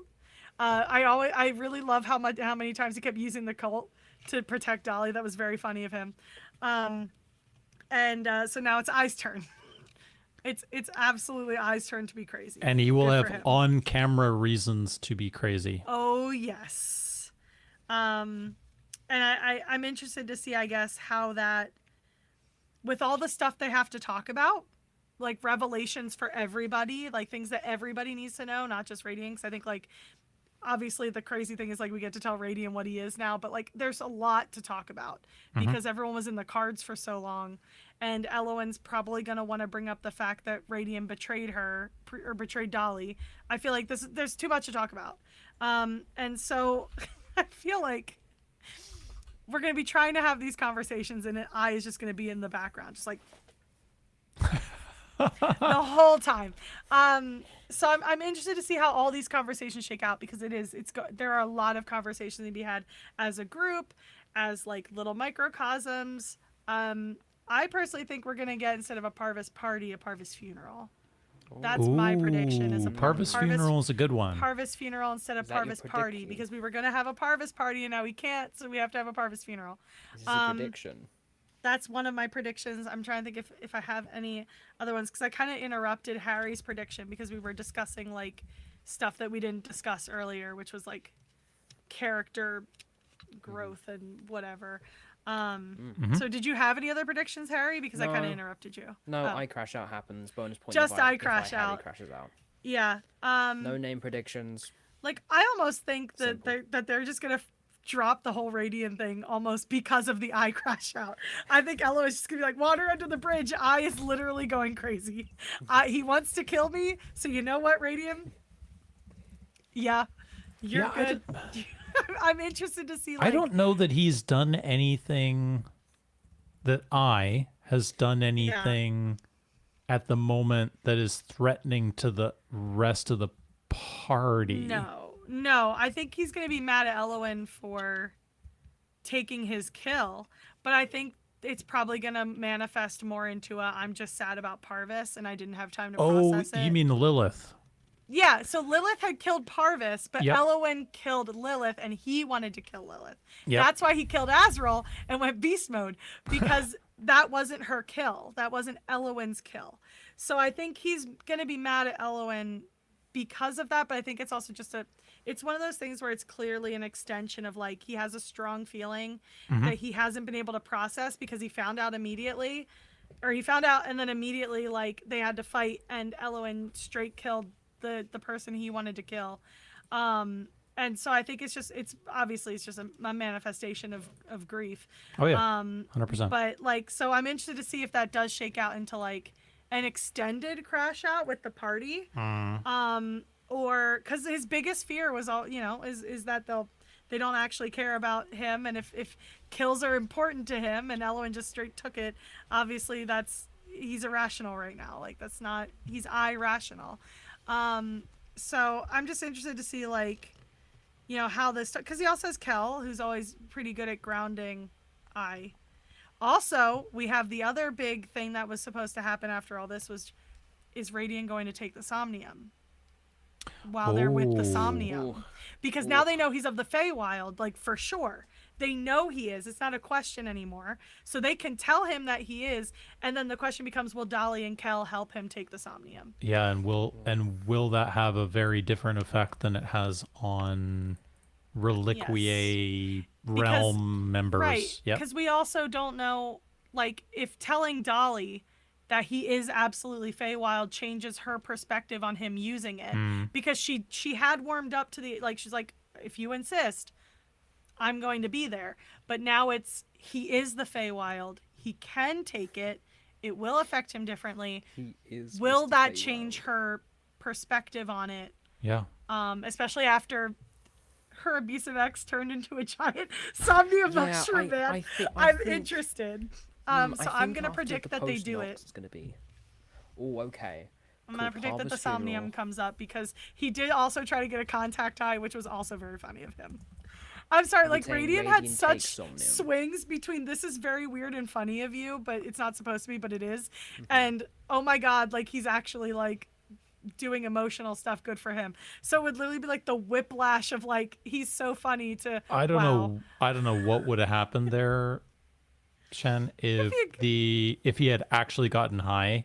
Yeah, in thank that God situation. he did not succeed Thank God he didn't, is all I can say. And I found that tunnel, I forgot to mention too, I found the tunnel interesting because I love that it was an escape tunnel, which means that Nox was always manipulating everybody. Like, it's just proof that Dolly was right the whole time.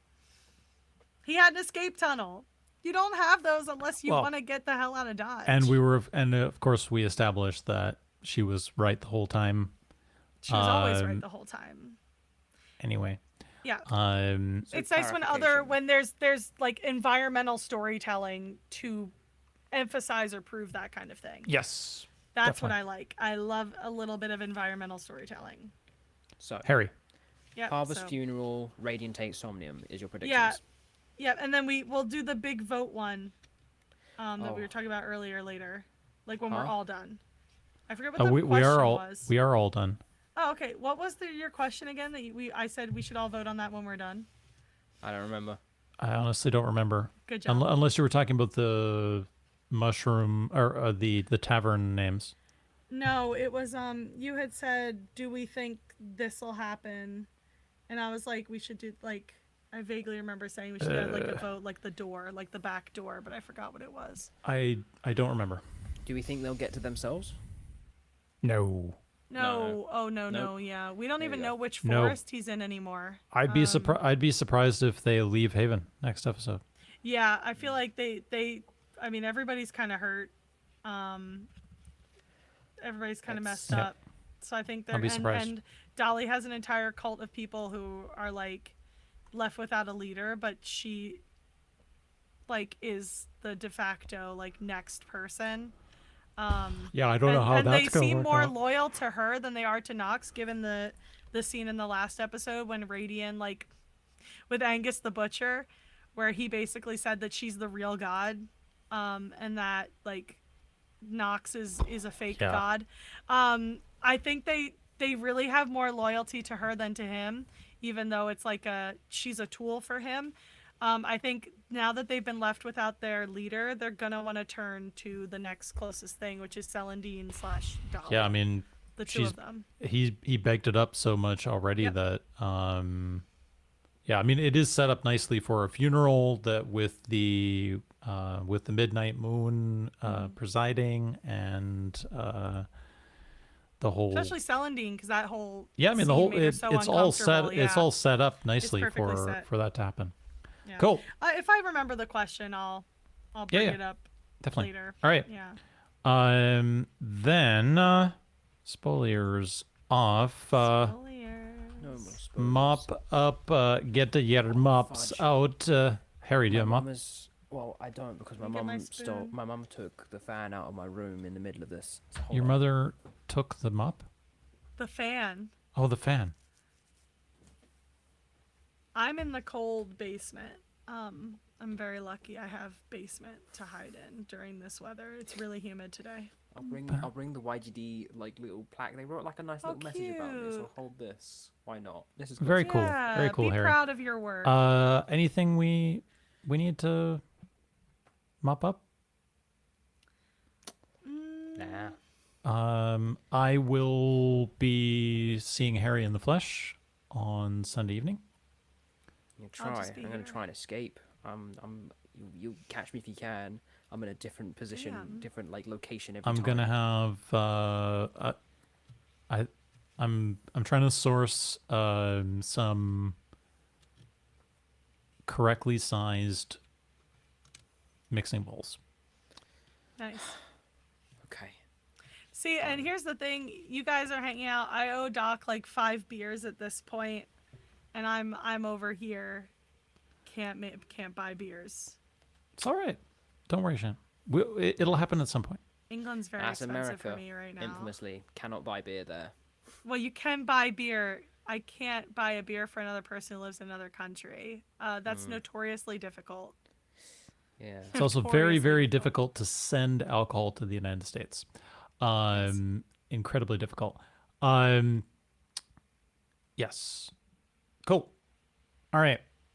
Then let's Roly some Poly. Roly Right. poly.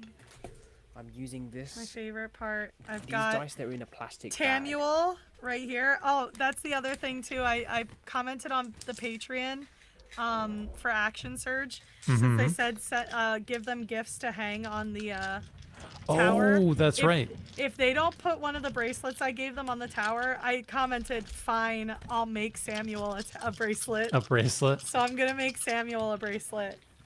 I don't know when I'll be able to give it to them. Well, if they do end up going to MCM in October, Shan, that's definitely always, something like- you could very easily just put in an envelope and send to me. Yeah, and send. But it's a shame because that's something I would love to give them myself to put on Samuel. So we'll figure that out. If anything, I'll probably be asking people to buy me merch in October because of how the merch drop went this time for me. Okay.